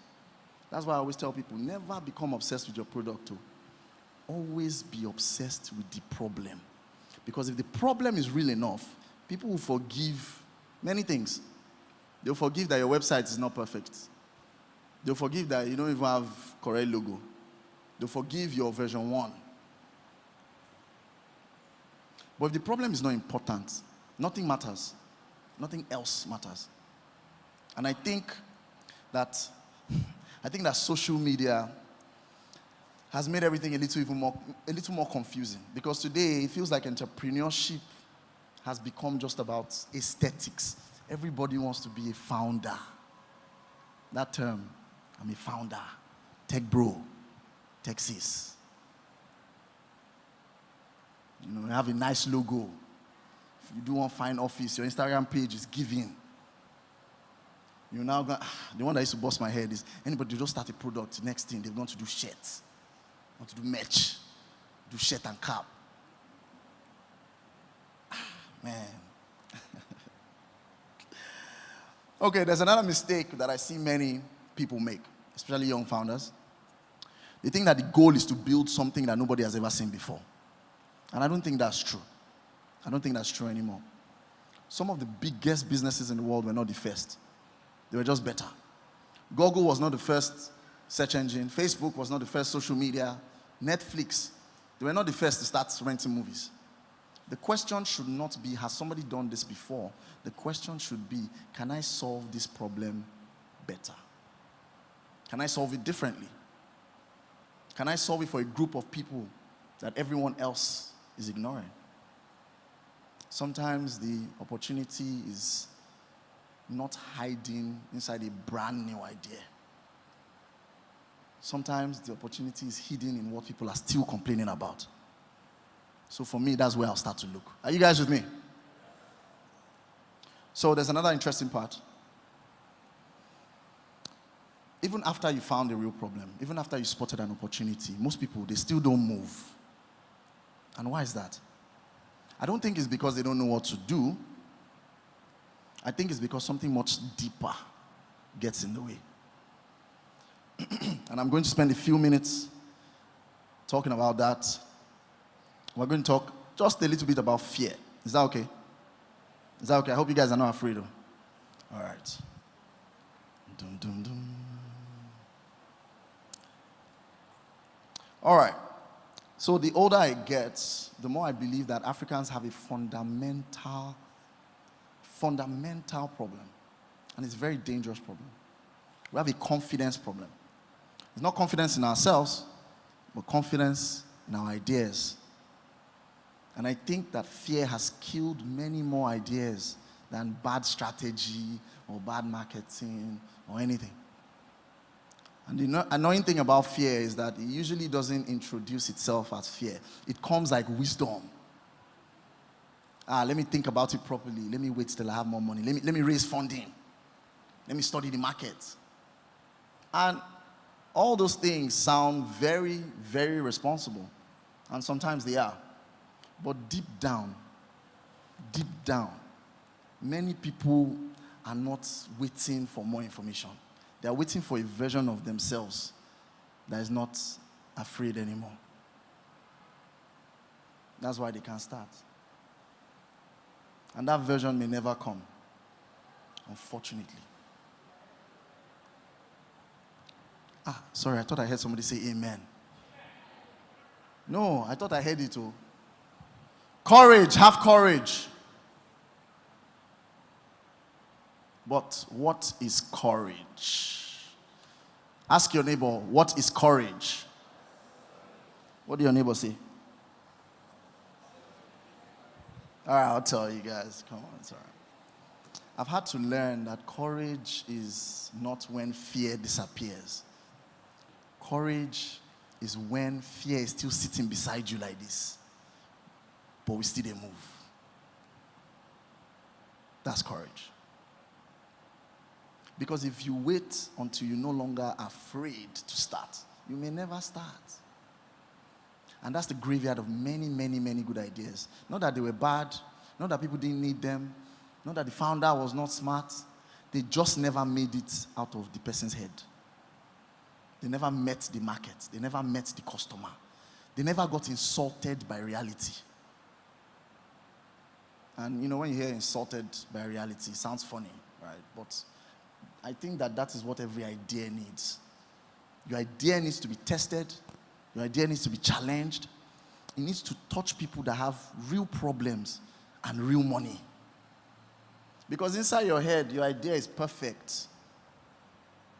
Inside your head, customers love your idea. Inside your head, your investors are hailing you. They're impressed that you they reign. Inside your head, Tech Cabal have written one full page about you. Founder raises 2 million. But the market is not inside your head, though, my people. The market is outside. And that market can be rude. That market can say, you see that thing that you've been thinking of for the past 3 years? I don't want it. Koshilo. And it's painful. It's very painful. But it's very useful. Because once the market says all those things to you, you can now learn. You can adjust. You can ask better questions. You can find what the real problem is. But if the idea never leaves your head, you don't even get the chance to be corrected. And that's why overthinking is so dangerous, guys. Are you guys with me? See, everybody in this room will pay school fees. Everybody will pay school fees. You can either pay it early and learn quickly, or you can wait, be wasting your time and wait 5 years, but you still pay it later. But you will pay. There's a famous poet that said, that money where they owe me, you go pay me today. You are a reader. Yes. The market will teach you, customers will teach you, mistakes will teach you. The question is not whether you learn. The question is how long will you delay your lesson? I think many people delay it because they are afraid of looking foolish. And I understand that. Nobody wants people to laugh at them. Nobody wants to be that person who announced a business launch and, 6 months later, their Instagram page has not posted anything. You see, you guys, we know some of those Instagram pages now. TikTok, you see coming soon. Since 2019. Coming soon. Well.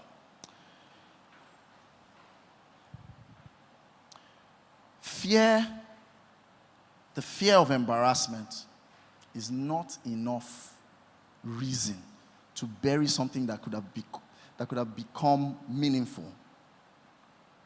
Because embarrassment is temporary. Regret is what lasts. Someone say regret. Don't be afraid. Say regret. Say God forbid. Regret lasts. One thing that you must know is that the world does not reward the person who has the idea. It rewards the person who gives the idea a chance. And sometimes, that person may not be the smartest person. They are just the person that started. Do you guys get that? Another thing that kills ideas, this one, is comparison. And this one is dangerous. Because in our generation, it feels normal. You wake up in the morning, before you even before you brush your teeth, you open your phone, you see somebody your age, you've raised $2 million. They just bought a house. They bought a brand new car. What's that car? GLE.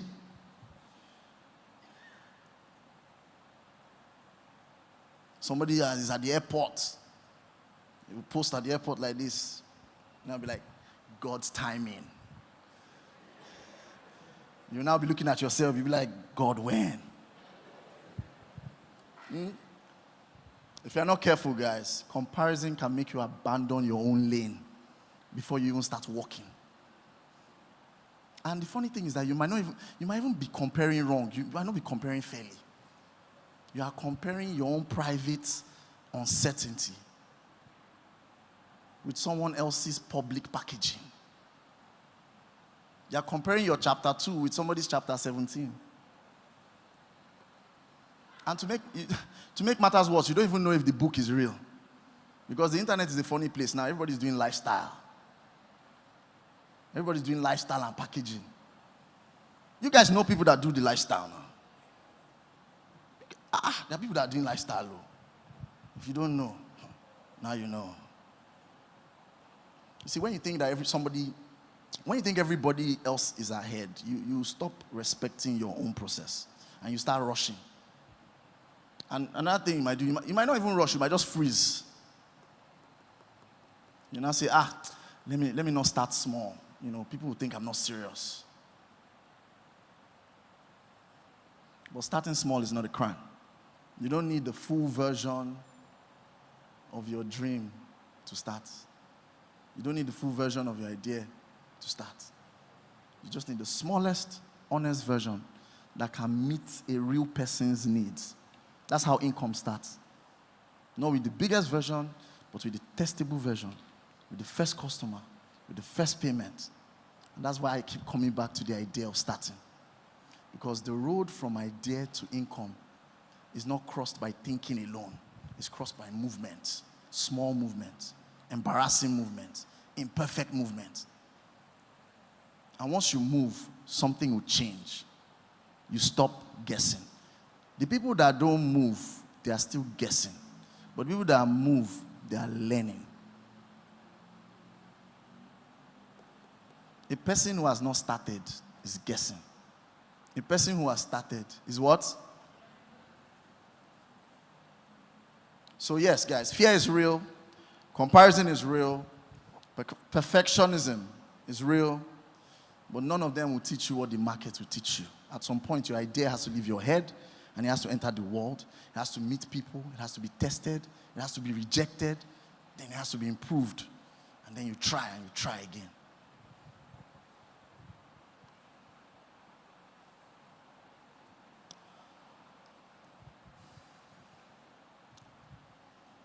don't think I have so much time, so I'm going to try to cut out a few things. So, how do we turn ideas in our heads to something that people are actually willing to pay for? Do I have a little more time to talk about that? I think can we rush that and finish this up? Okay, cool. So, we've agreed on something. Ideas don't make money. What makes money? We've also agreed that fear kills a lot of businesses than bad ideas would ever be. The question is now, how does something that starts in your head eventually become money in your account? How do you go from idea to income? Because that's why we are here. Owo ni koko, abi?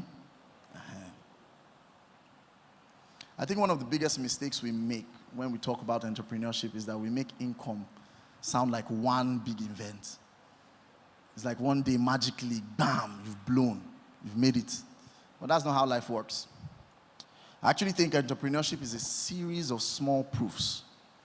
There are a number of them, but because of time, I'll just rush through maybe one or two. What's the first proof? Can you get one person to care about what you're doing? One person. Not 1,000 people, though. Just one person. Can one human being look at what you're doing and say, I need this thing? If you can achieve that, then that is your first win. Another proof, second proof. Can you get one person to pay? For your idea, can you get one person to pay? Now, let me tell you why I love the first payment, because it's not about the amount. It can be 1,000 naira. It can be 5,000 naira. It can be 20,000 naira. It's not about the amount, but you see, that first payment is magical. Not because of the money, but because of what it represents. It answers one of the biggest questions every entrepreneur has. Will anybody pay? The first credit alert is not exciting because it makes you rich. It's exciting because reality has just agreed with your idea. The market has voted for you. What's it, Debo? One person has looked at what you've built, has looked at your business, and they've now exchanged their money for it.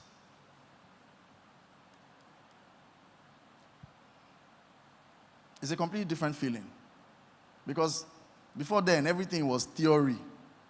Everything was just theory in your head. But now, in the practicality of life, this is evidence. And the way to go from idea to income is you need evidence. You need the evidence. So I want to give you guys a challenge. The next time you're excited about an idea, don't spend 2 weeks designing logo. I want you to spend that 2 weeks talking to people, to potential customers. I promise you, those conversations that you have will change your business far more than anything. Anyways, income is rarely created in one big moment. It's created in hundreds of tiny moments. One customer, one improvement, one conversation, then another, until one day people look at you and say, wow, now so this babe just blew. She blew out of nowhere.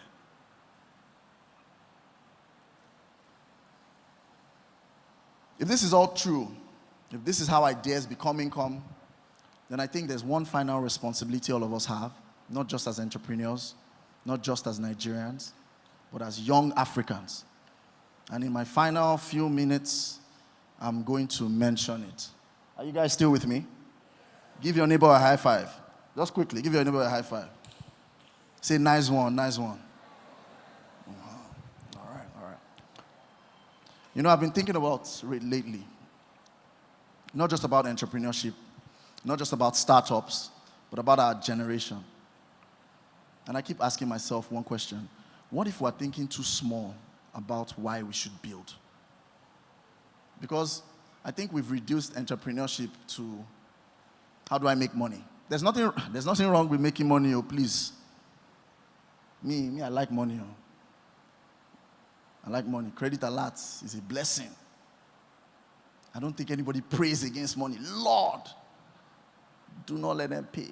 I've never heard it before. So please, money is good. But if money is the only reason why you are building something, then I don't know how you survive the difficult days. Because there will be difficult days. There will be days that customers will not come. The people that want to invest in you, they will probably say no. There will be days where your team will frustrate you. There will be days where you'll be the one that is frustrating your team. But they can't tell you because maybe you are the yoga. But you are the problem. Those days are real, guys. And if money is the only thing that is pulling you, sometimes it's not enough.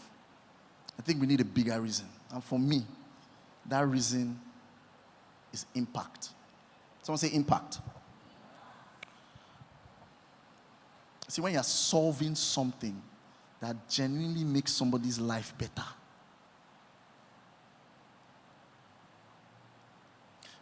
see, once you've experienced that, I'll tell you, once you've experienced doing something that makes somebody's life better, it's difficult to stop.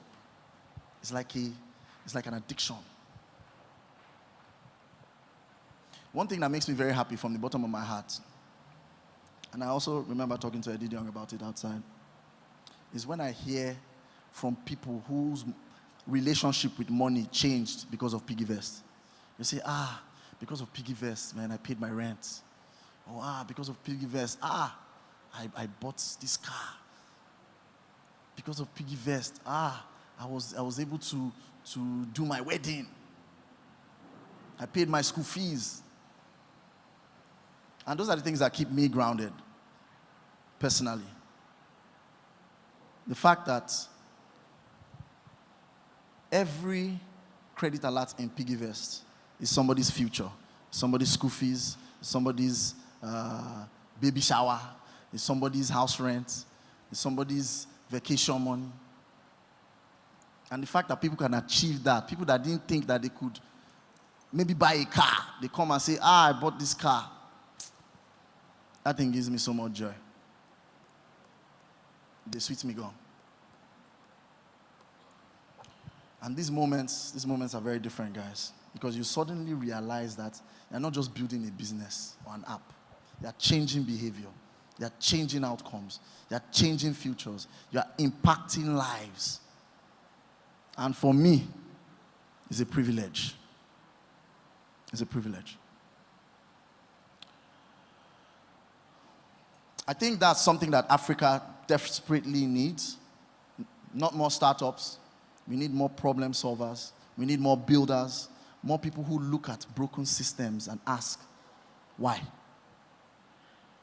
More people who refuse to accept that this is how it has always been now. You know that person that used to say, I'm just like that. Take me as I am.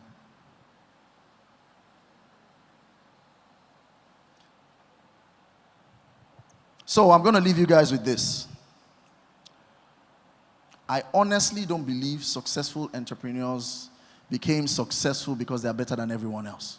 No, I don't believe that. I've met too many brilliant people for that to be true. Some of the smartest people I know, they never started anything.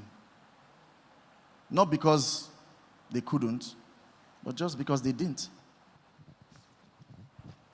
And I don't think myself or my partners will be where we are today because we're somehow special. I think we got here because we were afforded something incredibly powerful, the opportunity to start. We took a shot, we got things wrong, we paid school fees early, we learned, we adjusted, and over time, those small decisions became something much bigger than we could have ever imagined. That's why I believe that one of the greatest responsibilities we have as a generation is not just to build companies or businesses, it's to build culture. A culture that tells people start. You don't need to wait until you're perfect. Start.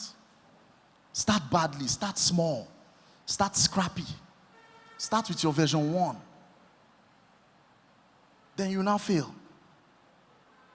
But guess what? You will learn. And then you start again. anyhow. But whatever you do, just start. Because every company that you've admired, every business person that you admired, that you've ever looked up to, every innovation that has ever changed your life, they started with somebody who did not have all the answers. They just took the first step, and they continued to take steps. And since this is church, my final thing to say, in the Bible, I think is, sir, forgive me if I missed the verse. I think it's Hebrew 11. Talks about faith.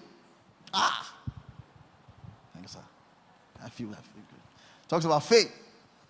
Faith is the substance of things hoped for and the evidence of things not yet. I've thought about that verse a lot, and I'll tell you what faith means to me. Faith is the ability to see the invincible, to believe in the impossible, and to trust God, to trust Him enough to step into the unknown before everything makes sense. That's faith. That's entrepreneurship. That's leadership. That's life. And Nigeria, we need more people with that kind of faith. We need more people in Africa with that kind of faith. The faith to build, the faith to solve, the faith to create, the faith to execute. Because somewhere in this room, there's an idea that can employ thousands of people. Somewhere in this room, there's an idea that can transform entire industries. There's an idea that could change this continent, this country. But that idea has just one request. It needs a chance. So please, when you leave here today, I hope that one more person will send that first proposal. I hope that one more person will build that first version.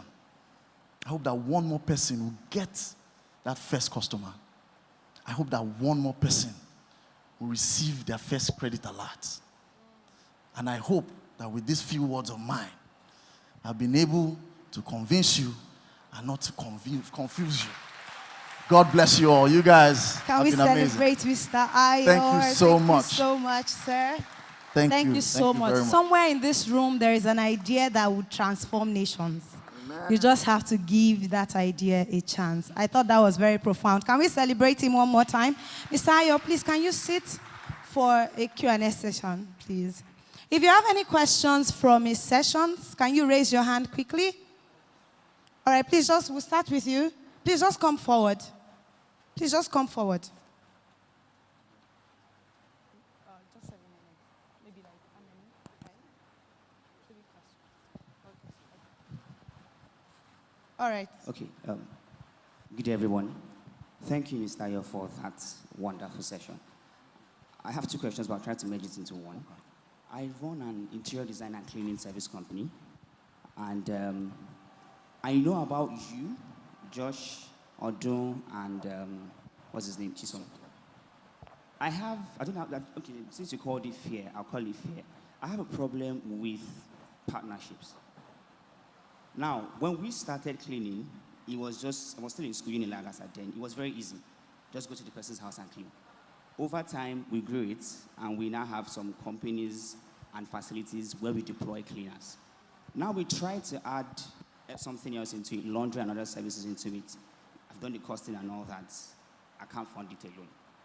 I have people who somehow want to partner in this, but for some reason, I have cold feet.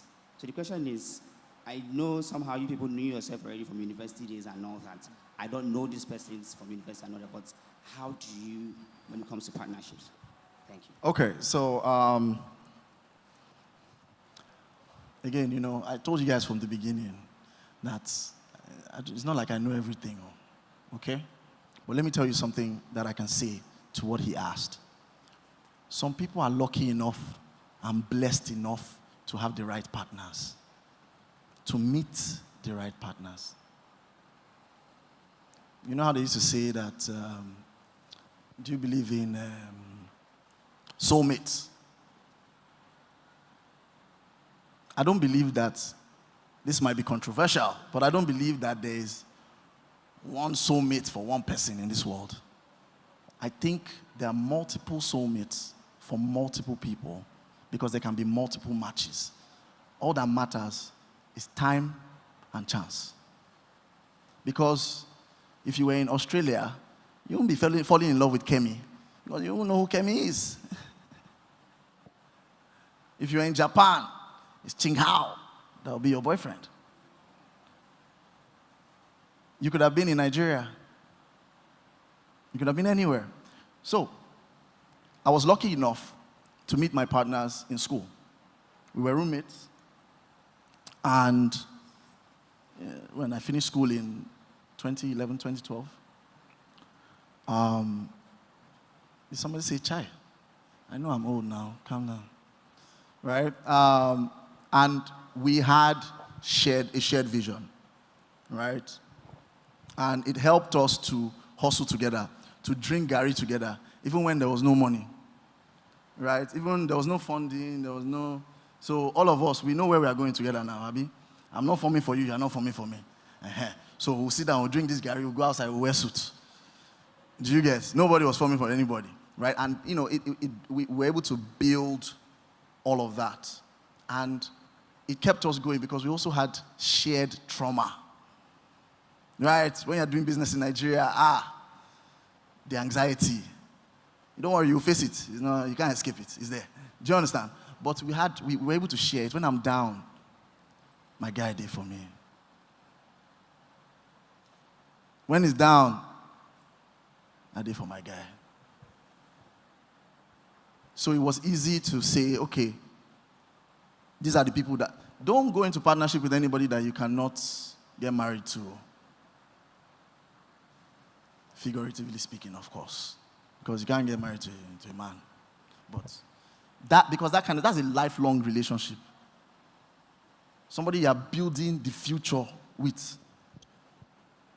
And then when it comes to maybe shares, you know, how do we divide the company, equity and things like that.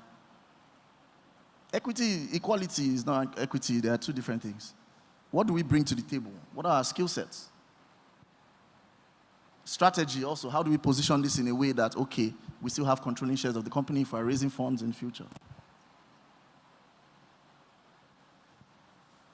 Do you get? So there's a lot to unpack there, and we can't answer everything there. But what I'll say is, don't go into a partnership with somebody that you're not ready to do life with, right? And you also need to allow yourself to trust. Ask for grace to trust. If you want to be able to trust, you don't say, God, give me trust. No. God will give you the opportunity to be able to trust. And then you apply it. Right? So if you find someone who has the skill set you need, who has the doors to open, strike a deal. Talk to your lawyer, put pen to paper, and start. I'm sure you'll be fine. All right. Thank you so much. Thank you so much, sir. My lady. Good afternoon, sir. Okay, looking at your profile, you have a background in computer science. So the reverse, and you navigated into finance, right? Yes. So the reverse is the case for me. Oh, okay. So I'm an accountant, and currently I work as a tax consultant. Now I have passion for data because I love data. I love calculations and figures. So I want to transition into business data analytics.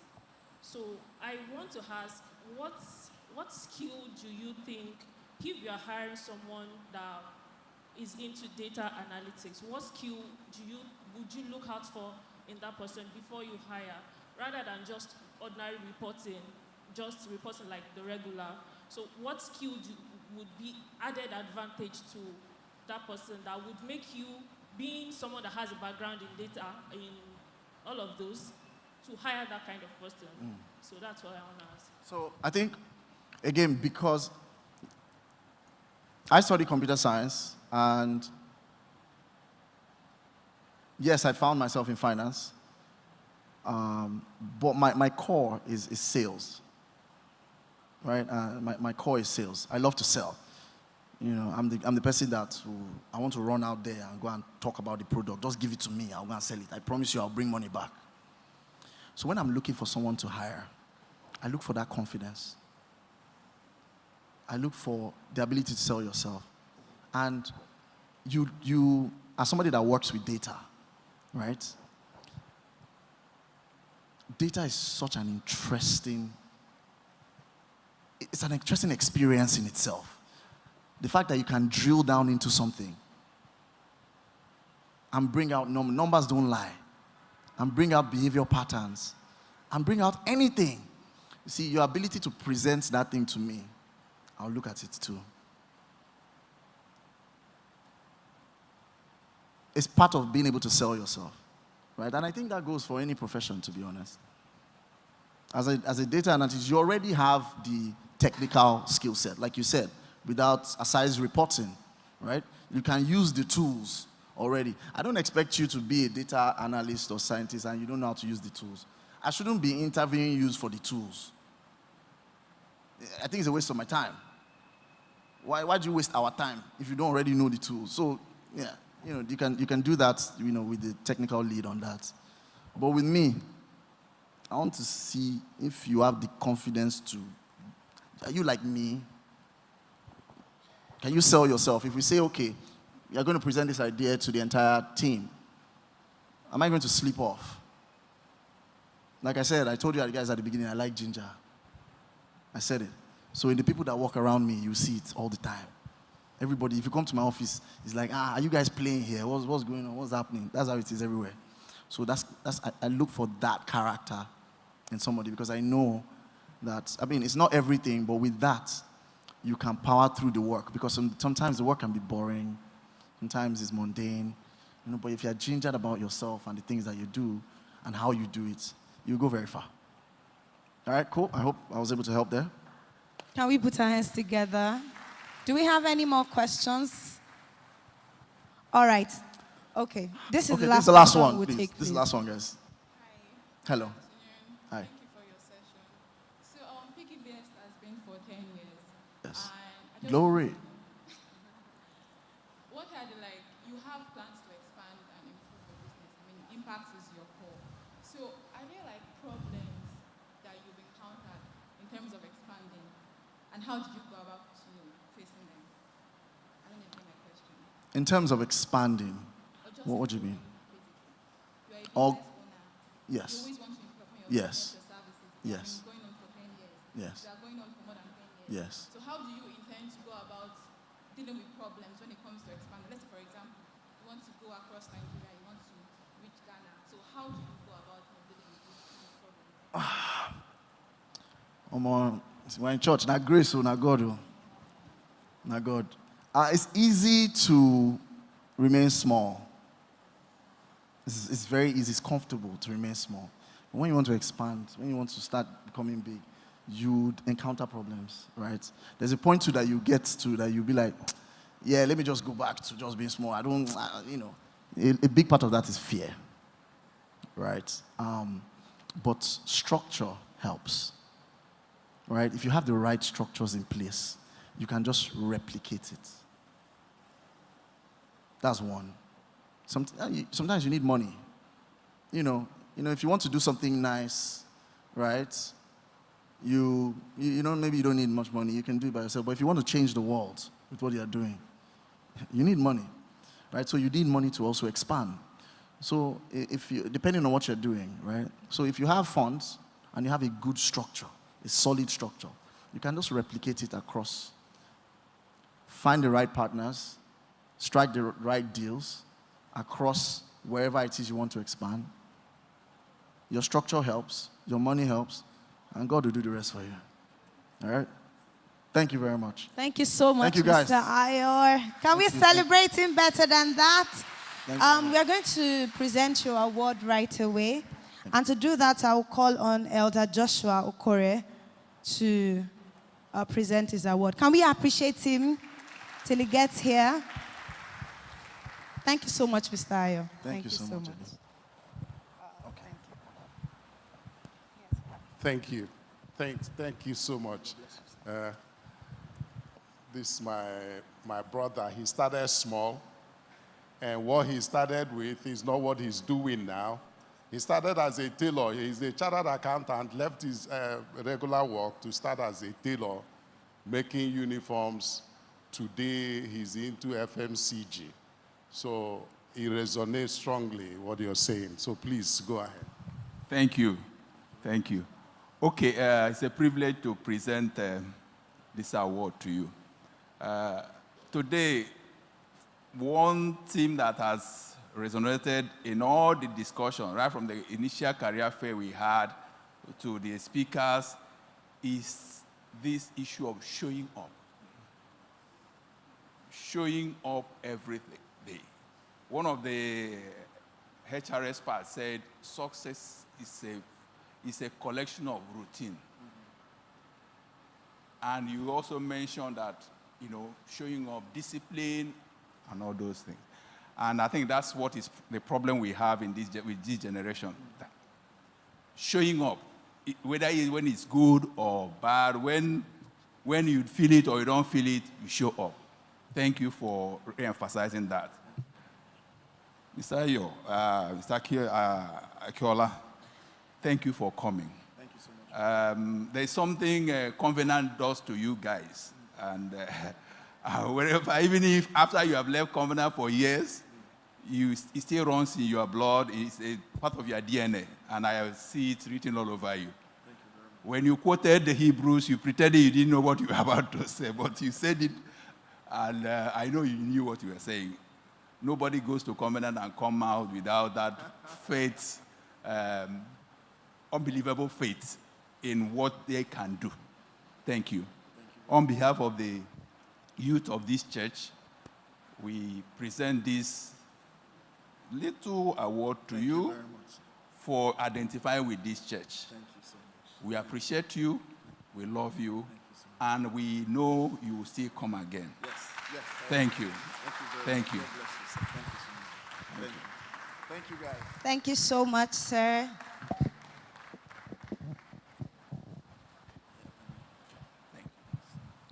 Please, let's celebrate Mr. Ayo one more time.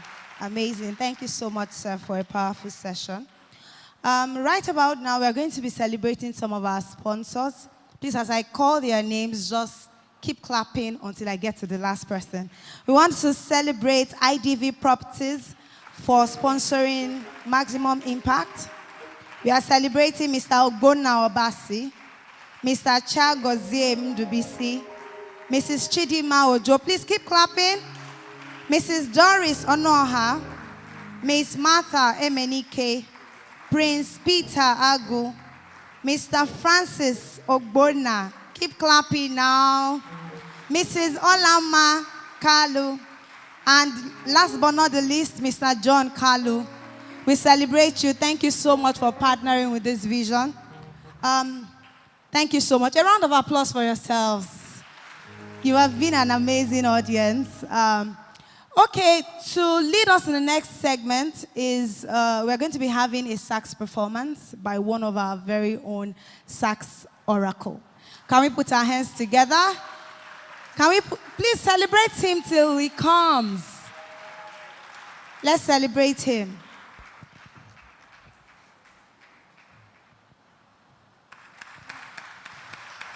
Praise the Lord.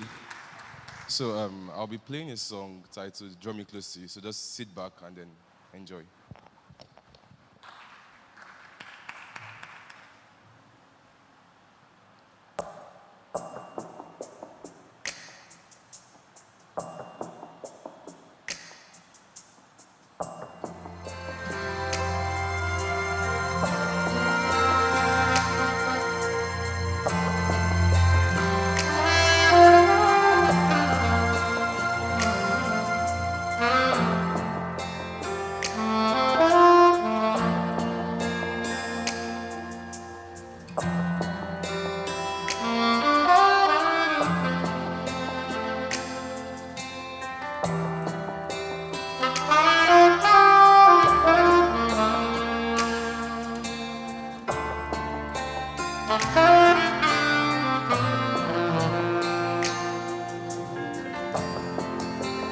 Oh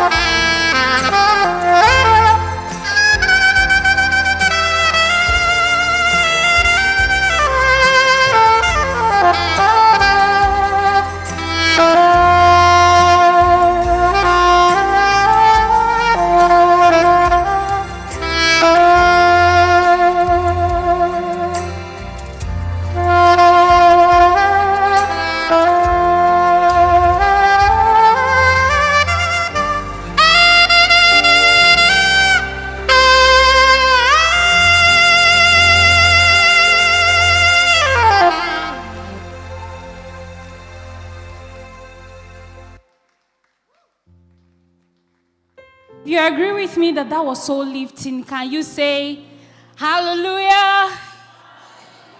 All right.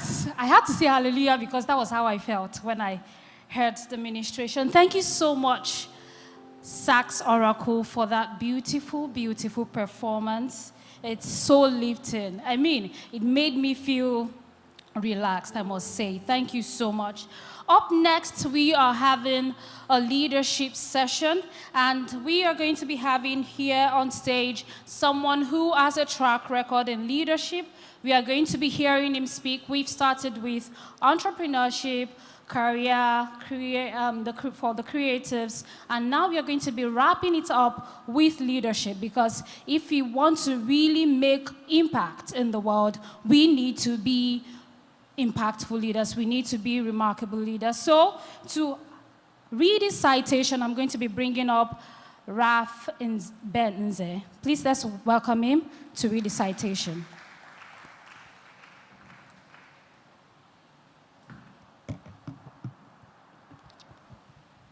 Good afternoon, everyone. We have a wonderful guest in our midst, and I'm very honored to take his citation. Samuel O. Nwanze, Executive Director and CFO, Hess Energies, Chief Investment Officer, Hess Holdings Group. Samuel Nwanze is an accomplished executive with a solid track record in finance, investments, and strategic leadership. As Executive Director and Chief Financial Officer at Hess Energies Limited, Samuel is at the forefront of driving growth and innovation within the organization. His expertise extends to serving as the Chief Investment Officer for the Hess Holdings Group. Samuel's journey to leadership excellence has been marked by diverse roles and significant achievements. His previous roles include Director of Finance and Investment at Hess Holdings, where he oversaw the group's financial activities and investment programs. He also served as the CEO of HH Capital Limited and as acting CEO of Ten Oil Energy and Petroleum Services Limited, where he managed significant assets, including the ATA Marginal Field and OPL 2008. Samuel holds a master's in finance and management from Cranfield University in the UK, where he was honored as the best graduating student.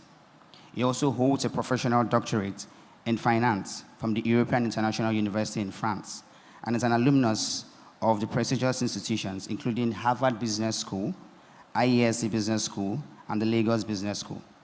His professional designation include Chartered Alternative Investment Analyst, member of the Institute of Directors, member of the Society of Petroleum Engineers, fellow of the Institute of Credit Administration, Association of the Nigerian Institute of Management, Association of the Certified Pension Institute of Nigeria, and fellow of the Chartered Institute of Management Accountants and Chartered Global Management Accountants in the UK. He also holds a certificate in ESG and Sustainable Financial Strategy from the University of Oxford's Sage Business School. In summary, Samuel Nwanze is a forward-thinking leader whose strategic acumen, financial prowess, and investment expertise have made a strong impact on the industry. His commitment to driving sustainable growth and his passion for impactful investment underscore his status as a leader shaping the future of investments in Africa and beyond. Please, with a standing ovation, I would like us to make welcome Mr. Samuel O. Nwanze.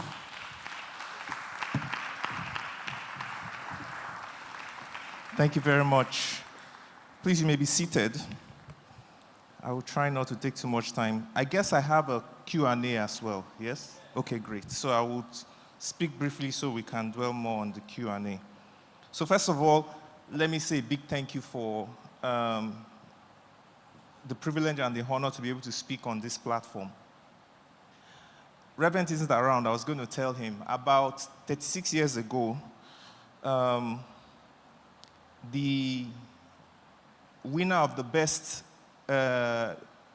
gospel album in Nigeria, and also she was back-to-back the best female vocalist in the country, was here in this church to minister at a youth program. And I was staying somewhere at the back there, playing keyboards for her. Her name is Ori Okoro. I don't think many people here will know who Ori Okoro is, but you must have heard a song called Higher, Higher. You know, cast your burdens onto Jesus, for he cares for you. Don't know it? Okay, fine. So I consider myself to be an adjoint member of the Presbyterian Church for several reasons. Number one, before many people, I guess, in this room step into this church, I stepped into this church as a keyboardist at the back, playing for Oriokoro. I was 16 years old then. Now I'm 52. So it's been a long journey. The second reason why I consider myself to be an adjunct member of this church is some of the elders in this church are like my fathers. Elder Emmanuel Unorom, Elder Ekeoma, I've known him from my banking days. I've known Elder Unorom from my banking days when I was a young banker. I worked under him. I still work under him now in Hess Holdings. I know Josh. Josh is somewhere there. I know Vincent Uko. It's like, you know, this is home. Okay. So, third reason why I feel like I'm an adjunct member is I'm also a very detailed student of church history. So, I have an academic inclination. Some of you, I mean, you may know or you may not know. But one of the things I've studied deeply is theology, and the area I focused on is the history of the church. And you know, standing in the Presbyterian, many of you may not know the history of the Presbyterian Church globally. But I consider myself to be a Calvinist. I don't know if there are theological people in the room. Okay, I consider myself to be a Calvinist. And the history of the Presbyterian Church came out of Calvinism, started by a Scotsman who was an avid student of John Calvin. And one of the things I love about the Presbyterian Church is that I hope that's the case here, is that we stay true to the Westminster Confession of Faith. How many people know the Westminster Confession of Faith? One of the fundamental things about the Westminster Confession of Faith is that if you understand that declaration, you understand most of what entails as far as life is concerned. Because one of the major parts as it relates to it is the concept of divine providence. Providence does not feature much anymore. In fact, if you do a vocabulary check of the word providence, you will find that in history of that word, it has declined over time. But it forms the core essence of who we are. Because what it simply says is that nothing happens by chance. There's nothing called chance. Chance is a mathematical probability that in and of itself has no power to do anything. Everything that occurs and happens to you, to me, to everybody is designed by God. Very important. I know I'm supposed to talk about responsibility of influence, but I have to set the foundation. You understand? Very important. You know, God, there is nothing that escapes God. If a speck of dust has the ability to change the destiny of your life, then that speck of dust is God. But that is not the case, because there is nothing that is outside of his will, his purpose, his design. And there is nothing that is impossible for God to do. You understand? So the third reason why I consider myself, or is that an adjoint member of the Presbyterian Church, is because we hold firm to these truths. So I'm happy to be here. You understand? Happy to be here. You know, today, before I came here, I was coming from another event where it was a speaking engagement. The speaking engagement, Josh may know, is a speaking engagement of the daughter of my chairman, Mr. Elumelu. She's holding a program called Africa Everywhere Summit, the first of its. I'm supposed to be the leading panelist of one of the major discussions we're going to have. I told them to move my discussion to first thing in the morning. Why? Because I said there's nothing that will stop me from being here today. Nothing. So I want you to know that. Feel at home. Do you understand? When we get to the Q&A, ask questions. You know, I was going to tell Raphael. I think it was Raphael. Raphael is the one who has been managing me, so it's good to see you finally. You know that question you asked, A couple of things I wanted. Okay, maybe we'll talk after the meeting. Let me not use it to. Let's talk. I'll give you the answer. Okay? Because it's straightforward. It's not too difficult. Okay, so I'm supposed to talk about, and basically my session is supposed to wrap up most of the discussions we have today. And I'm supposed to talk about the responsibility of influence. You know, I've spent most of my career moving between different rooms that I had not earned the right to be in. I've been in boardrooms, finance rooms, all kind of rooms, where my business card meant nothing until I proved that I could do something. Yeah? And one of the things I learned that being in all that situation taught me is that influence is never given to you. It's not a gift. Influence is a loan. You know, when you look at social media influencers, or you want to be a person if you set a path for yourself, an ambition that I want to be a person of influence, the first thing you need to learn is that it is not a gift. It is a loan. It is a loan that is given to you by the people that surround you. And the moment you abuse the use of that loan, influence declines. And I will come back to this later. So your title, your platform, whatever it is that you do, your seat at the table, anything that you do is earned. You earn it. And that is how you create influence. I'll tell you a bit of my story because the organizers wanted me to do that. So I graduated from the University of Ibadan many years ago. So that for those because a lot of people look at me and think I'm very young. So for those who don't know, I graduated from the University of Ibadan, my first degree, in 1997. Okay? And of course, many of us know that University of Ibadan is one of the only 2 universities in Nigeria. Do we agree? How many people from University of Ibadan? No. This is not Presbyterian Church. Half of the youth should be from UI. So I graduated from the University of Ibadan with a degree in human nutrition. Yes. So I did not enter the University of Ibadan with human nutrition, but I left with human nutrition. Long story. I'm not going to talk about it here. But I left with a degree in human nutrition. As a matter of fact, when I was doing my NYSC, I worked as a dietitian at the military hospital in Ikoyi. And my job basically was when the doctors are going around, I'm supposed to, prescribe the kind of food that patients are supposed to eat. I don't know how many patients I may have killed in that process. After my NYC, I took off. They couldn't find me. Because I just go, they will say, this person has so and so sickness. I say, okay, take 2 pieces of yam, half crayfish, 2 pints of salt, and palm oil mixed with liver. So I'm just talking all sorts.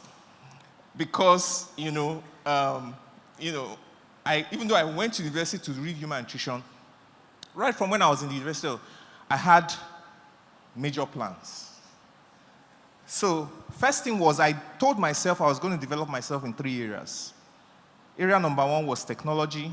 Area number 2 was management. Area number 3 was finance. And the reason was I was a very serious Christian. In fact, in my fellowship in school, in UI then, I was they used to call me, my title was the principal of School of the Word. So my traditional role was, I was the one who was, to develop and teach the doctrines that we're doing in fellowship. So I was very much involved in my Christian work, but I was also very much aware of the world that was around me. And those days, I started looking at what makes things work. And that's how I landed, by the grace and the inspiration of God, to develop myself in those 3 areas. In those days, technology was not technology what it is today. I don't know how many people in the room will remember, MS-DOS, or when, I know people like Josh, Rev will remember, maybe a couple of people.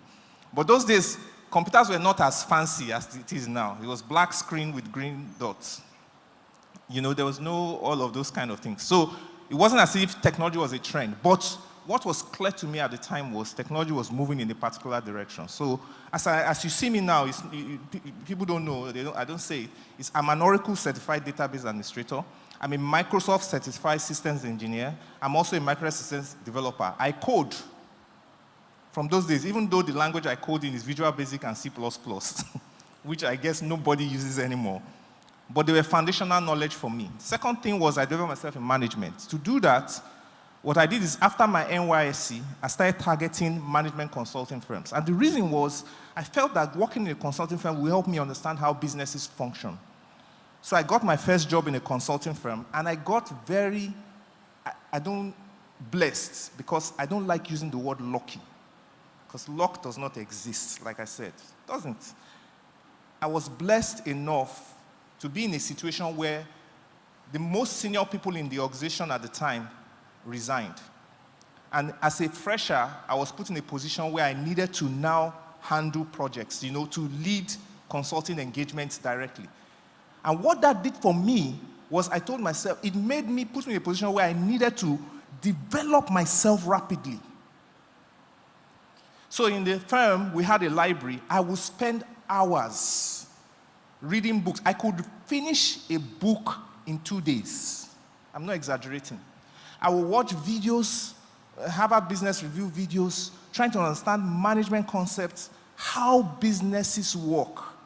When my friends were, spending time and money, doing different things, going to clubs and buying cars, I was spending all of my efforts developing myself. Because you see, in life, you have 3 seasons, especially, as youths. I'm talking to youths because I was, once a youth.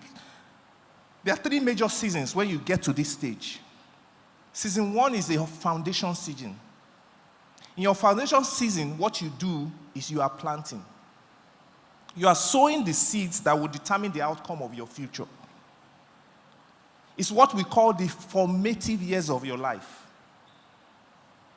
And those seeds, you have to develop yourself, and they entail a significant level of sacrifice, effort, hard work.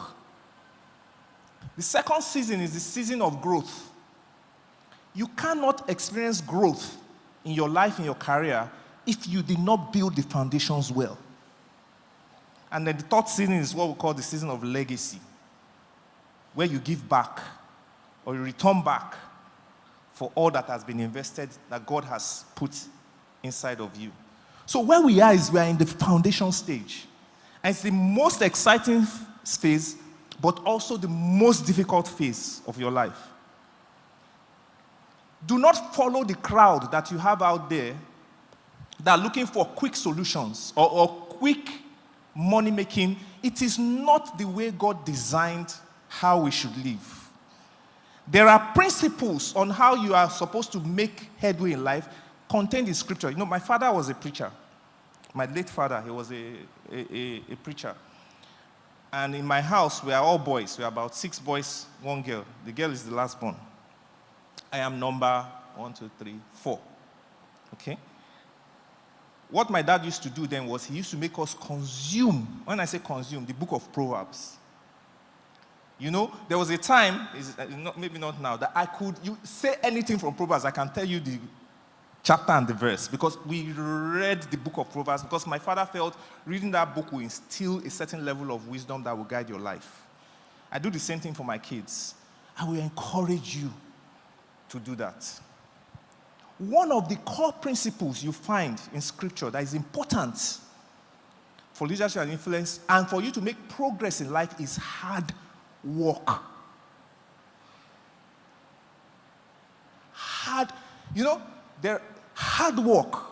People talk about smart work. I agree that you should work smartly. But there is hard work. Proverbs 13 verse 4 says, "The soul of the sluggard desireth and hath nothing." It says, "But the soul of the diligent or the hardworking shall be made fat." Proverbs 14 verse 23 says, "In all labor there is profit. He said, but the talk of the least tended only to poverty.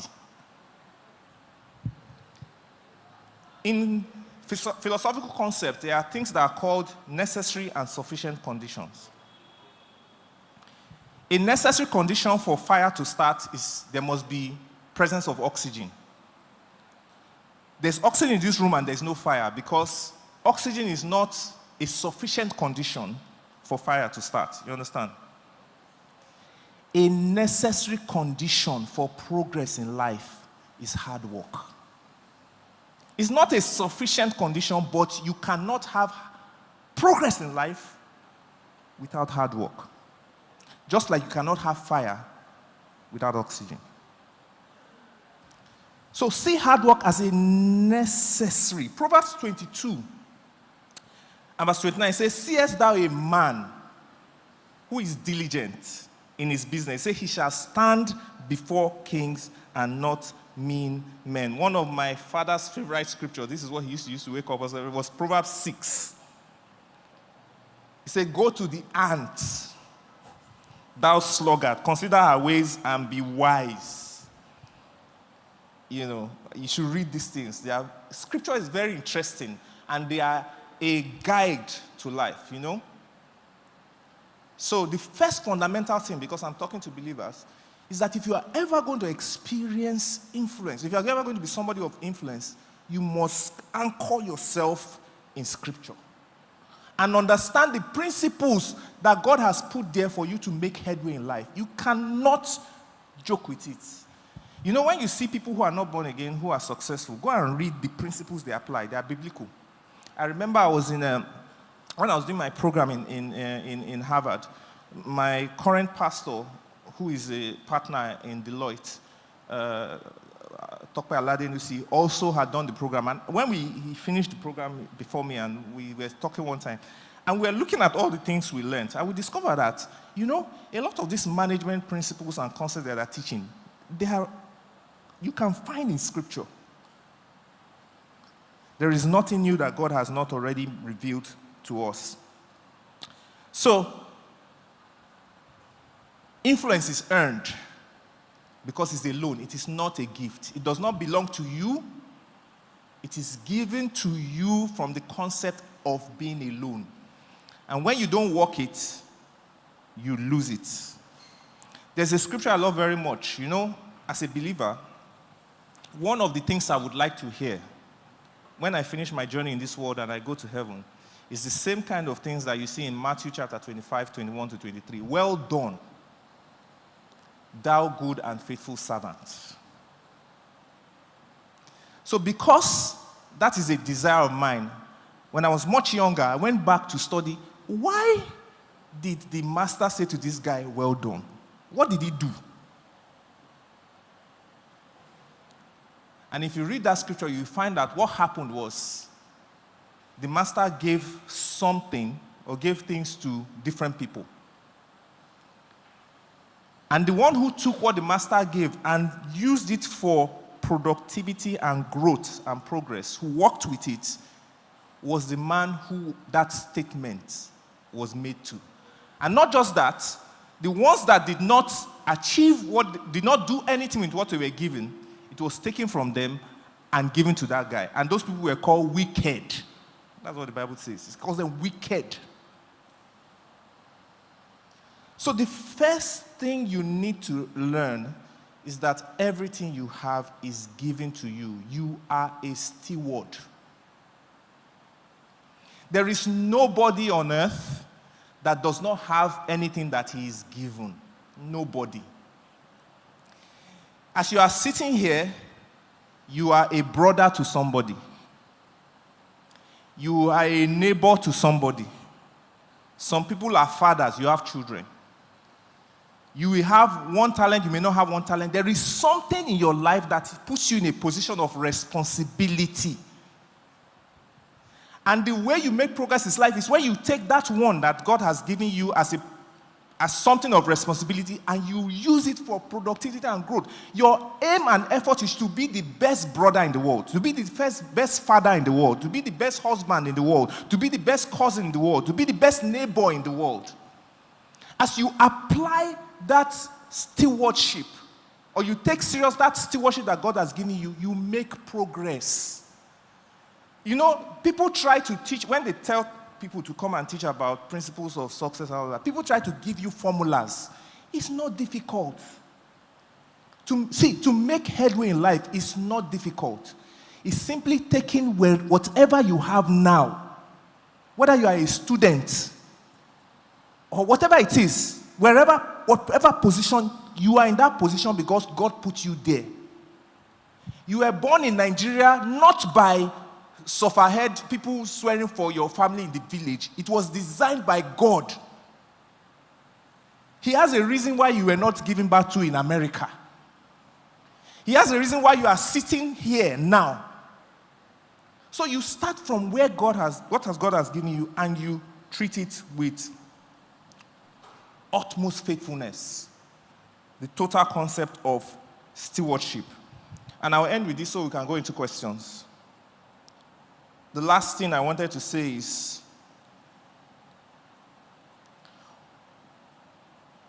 whatever platform you have, whether that platform is big or small, whether it's formal or informal, your aim, just like Ayo said earlier on, is to create something of value for others. You know what rat race? You know, they tell people that I'm tired of this rat race. People